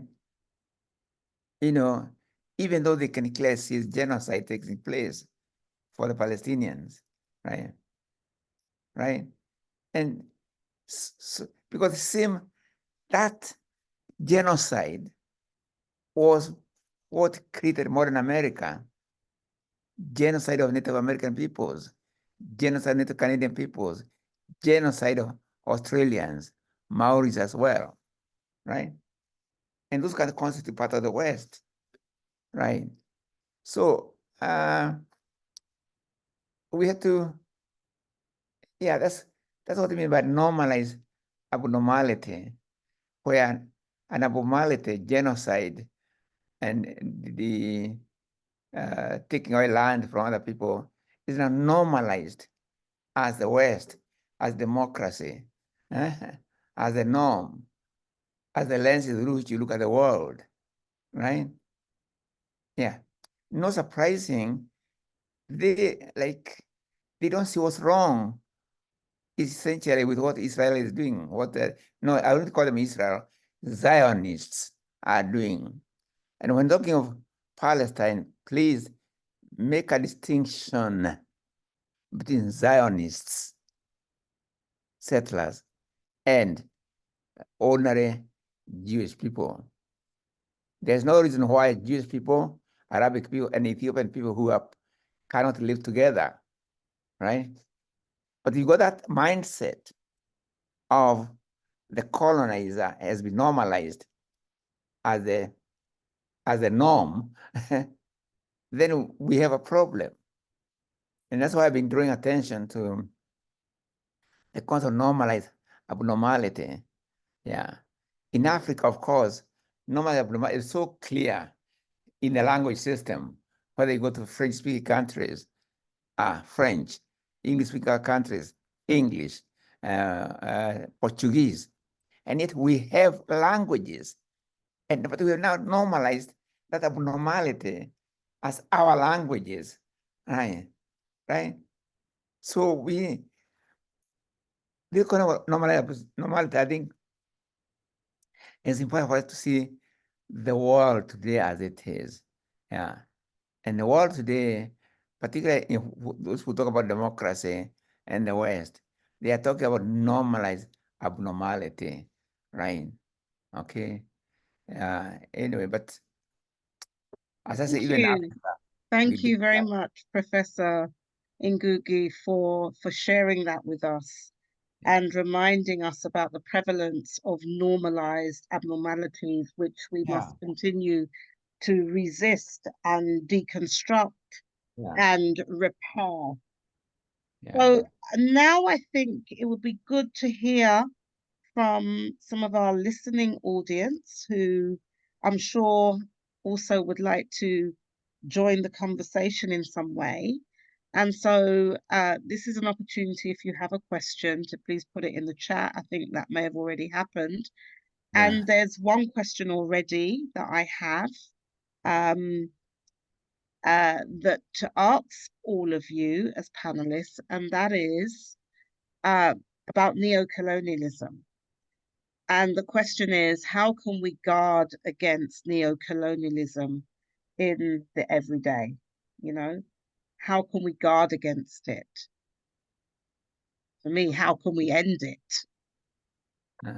In the everyday way it manifests. Yeah. Anyone got any thoughts about that? Any of our panelists? No, but the whole system is normal. The whole system in Africa is now normalized abnormality. It's Africanization of the colonial system. Yeah, that's what we are having now. Okay? Yeah. So really, we had to look at normal abnormality in a continent itself. And again, we come to the question of language. Or what's about knowledge systems? Knowledge, I'm glad you quoted what I said about knowledge. All it begins from here to there in that dialectical progression of mutual elimination. Yeah. But in Africa today, knowledge still starts from Europe, the West, right?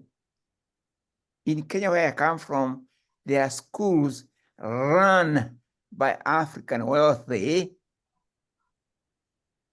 and they are British curriculum. Okay.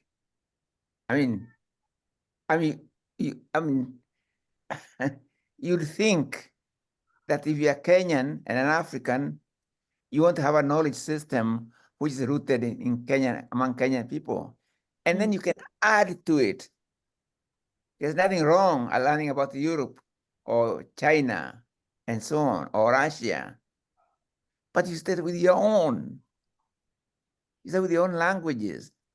You start with your own knowledge systems. In the case of Africa, either with our own country, or you can even start with ancient Egypt, right? We don't even teach about Egyptian civilization at all. But we teach Greek knowledge system, right? But we don't even take into account that many of the Greek thinkers of the time used to visit Egypt to learn from Egyptian scholars, right? Pythagoras, the one who created Pythagoras, he was in Egypt for 14 years, right? We never mentioned that. All of them, Plato, and so all of them at one point or another, they did go to Egypt to learn, right? But we now say, no, not that one, Greek. And there's nothing wrong in learning about Greek civilization, literature, and so on. But you must see it in connection with our own. Start where we are. It's as simple as all that. Absolutely. Yeah. Absolutely. It's geography. Why not start with the rivers around you? Why must you know the rivers of Europe first, and Australia and New Zealand? And we make our children recite that. Why can't you start the rivers around your village, then in your region, and the mountains, and then Kenya, Africa, and then learn about other rivers in Europe, Australia, America, and so on. But we don't do that. We don't do that. And our education system run by our African governments is one of normalized abnormality, right?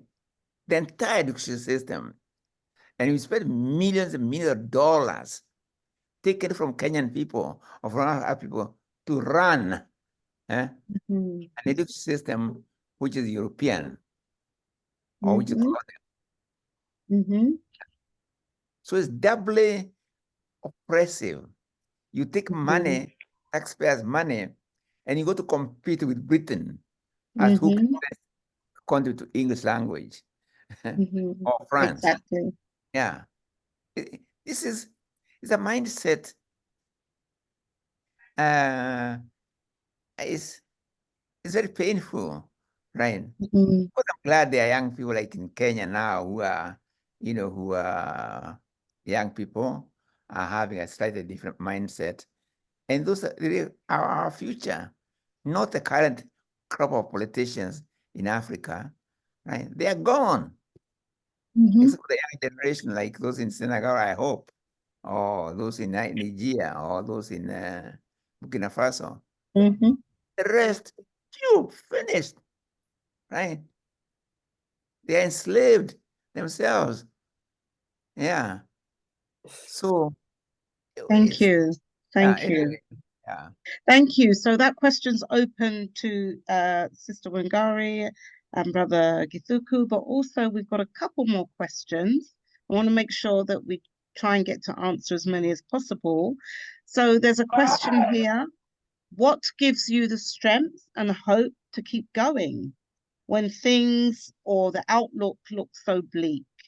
And what can we each learn from each other to call on in the everyday? So what keeps you going personally, especially when the outlook looks so bleak?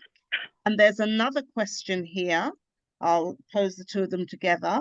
How do we resist oppression and oppressors and those that rise up against us and provoke us with an aggressive response when we don't want our children and our children's children, sorry, trying to get to the whole thing, when we don't want our children and our children's children, I guess, to suffer the same thing, to experience war in particular. So how do we resist oppression and oppressors and those that rise up against us and provoke us, to engage in an aggressive response when we don't want our children and our children's children to experience war? So those two additional questions, if Sister Wangari, Brother Githuku have any responses, that would be great. I'll try and jump in on that one because they feel connected somewhat. Because I was going to say communities of resistance, like seeking and engaging with others is a way to kind of like resist oppression and oppressors. And I think this answers also the original question, because I feel like exposing this, whatever it is part of us being able to resist it, because sometimes it hides in plain sight, and some people are able to see it, some people are not. Those who are able to see and know through political education or whatever form of education that is out there is a way to expose it. And once we expose it, and I think this responds to what keeps us going, keeps me going, is definitely rooting back and surrounding myself with like-minded people where I feel like I'm either fed spiritually, culturally, or whichever forms, intellectually. It's those spaces that are able to refill the cup that kind of usually gets drawn and emptied through some of these horrible toxic spaces, that toxicity that exists around us. I also think, again, this is responding to what keeps us going, is really seeing little bits of hope or successes in small spaces. It doesn't even have to be huge, because I feel like the unfortunate situation is what we are fighting is quite huge. It's not just visible, it's the ideologies, it's the narrative, it's this stuff that seeped in through education, religion, through violence, through the damage, which has damaged the psyches and everything else, that it's so huge what we're fighting, and sometimes it can be too overwhelming and you think, where can I?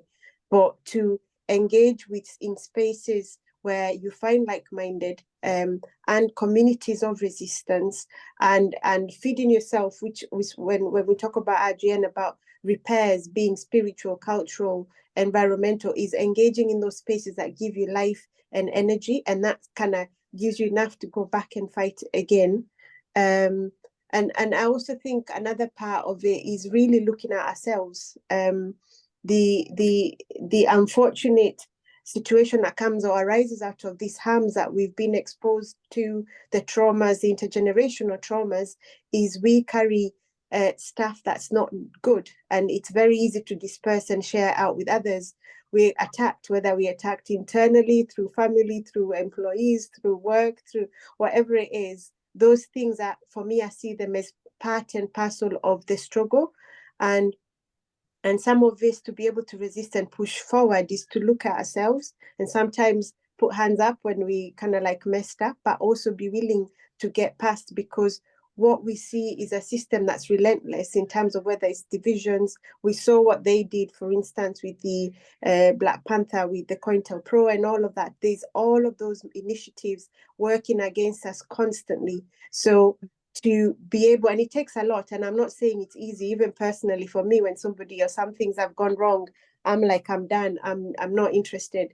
But we have to push against, because if we keep our eye on the bigger picture, on the ball, that we're able to push against that, and look at the, because I think that I see a problem where we look at racism as an institution as individual, and never or hardly as institution, and we don't connect the two. We also have to see our part in it and utilize those skills, those tools that we have at our disposal, whether people are in academia, people are out in the community, people are out wherever people are at, whatever ages we are, to ensure that we're utilizing what we have at our disposal rather than assuming and leaving that for somebody else to do.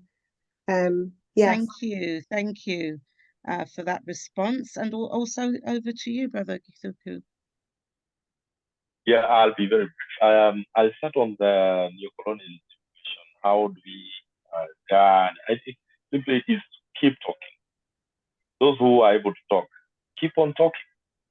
Those who are able to sing, keep singing about it. Those who do poetry, keep poetizing about it. First, of course, it begins with knowledge. Arm yourself with knowledge. Learn, listen to what has been said and done in the past. Going to the question of strength, how do you keep going? I must be honest, it's not easy. We face burnout once in a while, and you feel like really you're down. And this is where now you need collaboration. This is where you need like-minded people, like-minded spirit, where you join hands and say, I'm not alone, I'm not doing this alone. Let us work together towards total liberation that our ancestors yearned. We are not there yet. Maybe it's even worse right now. You never know, because we now don't have the white colonialists. We have our own brothers and sisters in power, oppressing their fellow people, Black people. For example, here in Kenya and in Africa, how do we resist? We resist by the local solidarity, building local solidarity.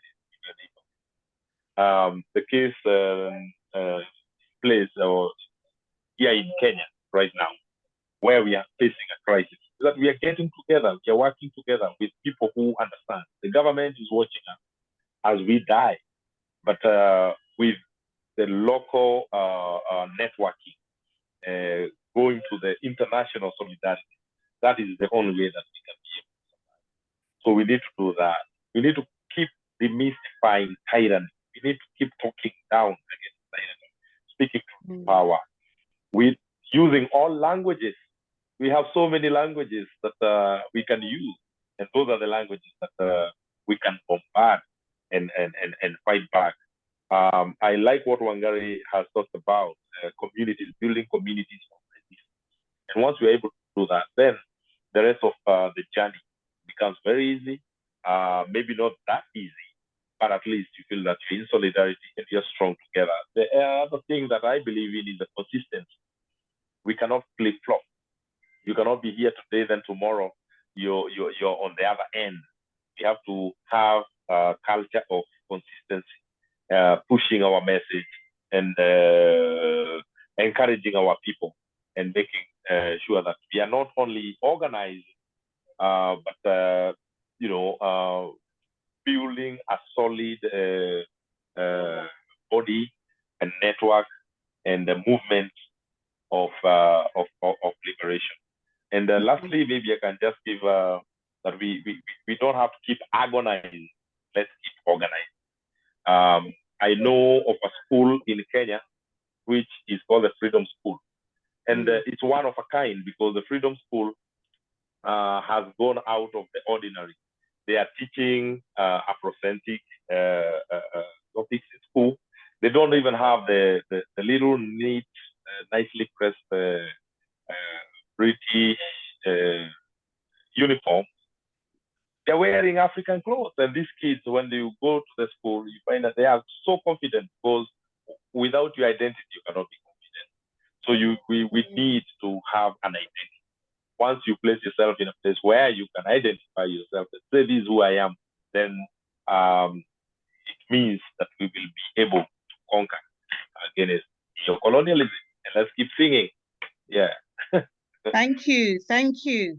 So we're kind of coming to the end of our panel discussion, but I'm going to throw it back to all of you. If you could possibly give a 1 minute maximum response, we'd like to close out with a call to action from each of you as panelists on how to resist imperialism, colonialism, and war in the everyday. So what is it would be your call to action? One thing that you would say, not only to yourselves, but also to our listening audience, on how to resist imperialism, colonialism, and war in the everyday. And for me, it's not just about the resistance, it's also about creating that new world, that world that is just. And I'm really going to emphasize the points you made, Brother Githuku, when you said that we cannot have peace without justice. We cannot have justice without dignity. We cannot have dignity without identity. And we cannot really have a whole identity without decolonizing our minds. So over to you. A 1 minute, 1 point response. Thank you. Who's starting? Professor Ngũgĩ? Oh, okay. Me, just one thing, quite quickly. But knowledge begins where you are, right? As an individual, it begins with my body also. How I name my body, how I project my body, right? So just one thing, names. Why is it an African person, either most highly educated, who has achieved so much, must give credit to English names? You achieve so much, you are so hard, and then your name is Richard. Richard gets an award, all right? And names are the ones which point to identity. I mean, it's the most, when they call Ndungi, you look around, because whatever you call Richard and you aloud, it means you're acknowledging you are Richard, right? Yeah, really, we had to, I mean, this is something each one of us can do. We don't have to wait for politicians to tell you what to do. You can at least claim your African name. Thank you. And then it means that whenever young children like Madonna are growing up, they look up to you. When they look up to you, they want them to look up to Richard or Grace. They want to look to Wanjiko, to yeah. So this is something which we don't have to wait for the politicians to give us permission. That is an act of self-repair that we must engage with, and we must do for ourselves. Thank you very much, Professor Ngũgĩ. Give an example. Let me just give an example. In Kenya and Africa, I've seen African women who have done so much for us, in struggle everywhere, land, fighting, and so on. But there's one thing which the middle class women are doing in Africa. Their first name is European name, say Grace. And their last name is either their husband's name or their husband's name or their father's name. But the African names is reduced to a dot. So Grace Wajiko, instead of giving Grace Modoni, they write Grace Modoni is M, a dot, okay? The African woman's name is lost between colonialism and patriarchy. Surely, this is something which all of us can do, really. We don't have to wait for politicians to do something about it. That means when you achieve something, you give credit to your African name, right? And if you're an African American or were born with others, then that's okay. Get at least one African name, so that you be claimed to be African American, an African name to you, and of course an American name, right? Okay, right. Yeah. Thank you very much for that suggestion. I'm now going over to Sister Wangari and Brother Githuku. If you can be very brief, that would be great in terms of a call to action from you on how to resist imperialism, colonialism, and war in the everyday. Thank you. I'll jump in on that one. I should say, actually, thanks to Mwalimu, the team and myself are working very hard to call me myself Wangari rather than Penny, even though it's still showing Penny on the link there. So we're still kind of decolonizing and taking action. I think I almost concluded by saying for us to take action from whichever positions that we're in is my call to action. I think we have a range of people. We have power in certain spaces, maybe not always, but we can individually take action on not just exposing, use the Arundhati's concept of not just addressing it, it's almost suffocating and taking action from that point. So for those who care and care about justice and care about all of this stuff that we've heard, because I think the answers are in between the lines of all of what we've been discussing today, is to take action from whatever position people are at and recognize equity as well. That's my kind of like call to. Thank you. Over to you, Brother Githuku. Yeah, I'll be very quick, and I'll talk about we have to stop being shy about taking power. We have to take power. We have to struggle towards taking power. For as long as we will have, people who do not give any regard to human dignity in power, then we'll keep struggling forever. So we have been doing slogans for the longest. Organize, organize, and then we midwife and mid-husband our struggle to the oppressors, and we hand over the babes that has been born to the oppressors. It happened in 1963, where the Mau Mau, after winning the war, the home guards, those who were torturing them, are the ones who assumed power. Right now in Kenya, it's the same thing that's happening in the other countries in the world. I love what is happening in West Africa. Let us see where it goes and support that international solidarity with them, because a 44-year-old president in Senegal in the name of Bassirou is a big inspiration to most of the other African countries and other countries in the world. So let us organize, not just to be in the streets, organize, not just to fight racism, organize, not just to talk about colonialism. Let us organize to take power. I like that. Let us organize to take power. So with that, this is the end of our panel discussion. And I'd like to thank each and every one of you, Professor Ngũgĩ, Sister Wangari, Brother Githuku. But this is just a small thanks, because I now am going to hand over to Anu, who has a few words to say to you on behalf of RJN. Thank you. Thank you, Esther.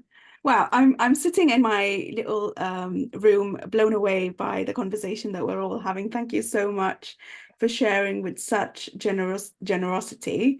What I'm taking away is that there's interconnectedness of our struggles and the continued expansion of imperialism and colonization in many forms.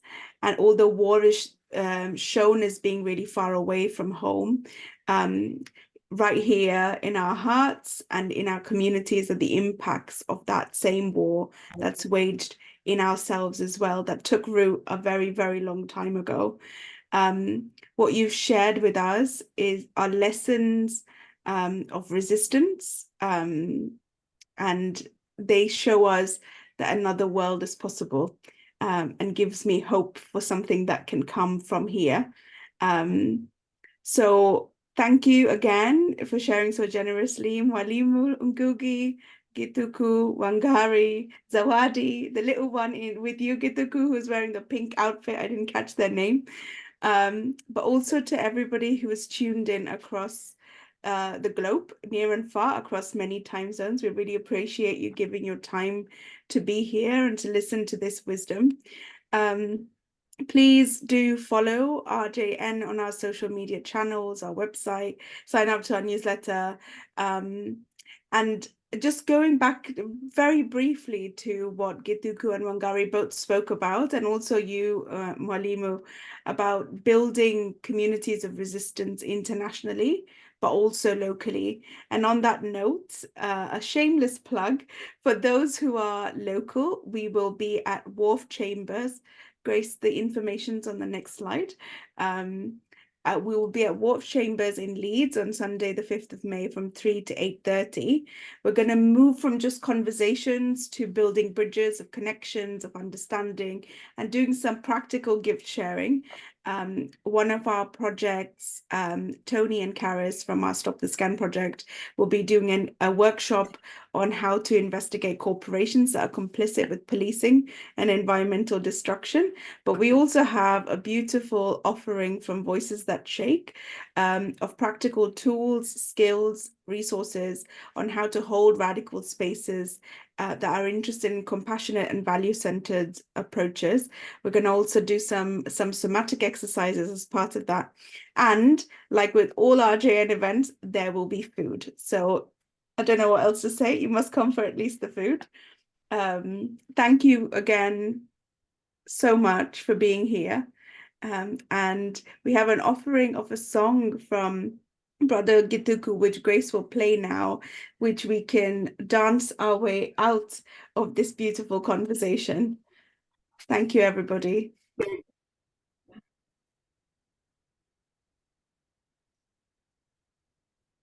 No, oh, no.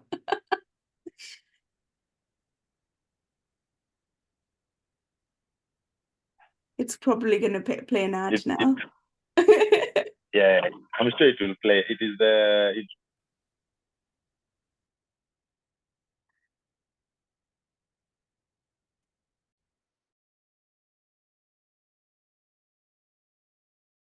There is no way in which injustice and oppression and evil can ever have the last word. Archbishop, yes, Monday, soldier of justice, freedom fighter, human rights defender, great African, man of Jah, soldier of Jah. Are you not the one to stop the killer man's bullets? When you live big out, Baguzi Waraki. Are you not the one who stood up for our rights? When you live big and near African justice. Are you not the one who fought to pick up brutality? When you live fight for our African dignity. Humble man of Jah, little man of Jah, we call him Archbishop, yes, Monday, soldier of justice, freedom fighter, human rights defender, great African, man of Jah, soldier of Jah. When we were Milivaro, Sugioka Kumemenda and Ayo, when we were really Hotosia and Aito, when we were Gamilia Ibunuka, Sugioka Kunina and Africa, when we were who hit a Mwaki, while we had the video Yakana, where did the Tove Waho, the Bruni to Africa, where did the Tove wash on all the Kumona, Ivokosia, Dayo, Mikey and Mwaki, Okamashoki, and Alidadi, Sia Mehehu, Little Yakura, Gurunisha, Archbishop. Yes, Monday, soldier of justice, freedom fighter, human rights great African man of Jah, soldier of Jah. Thank you, thank you, thank you.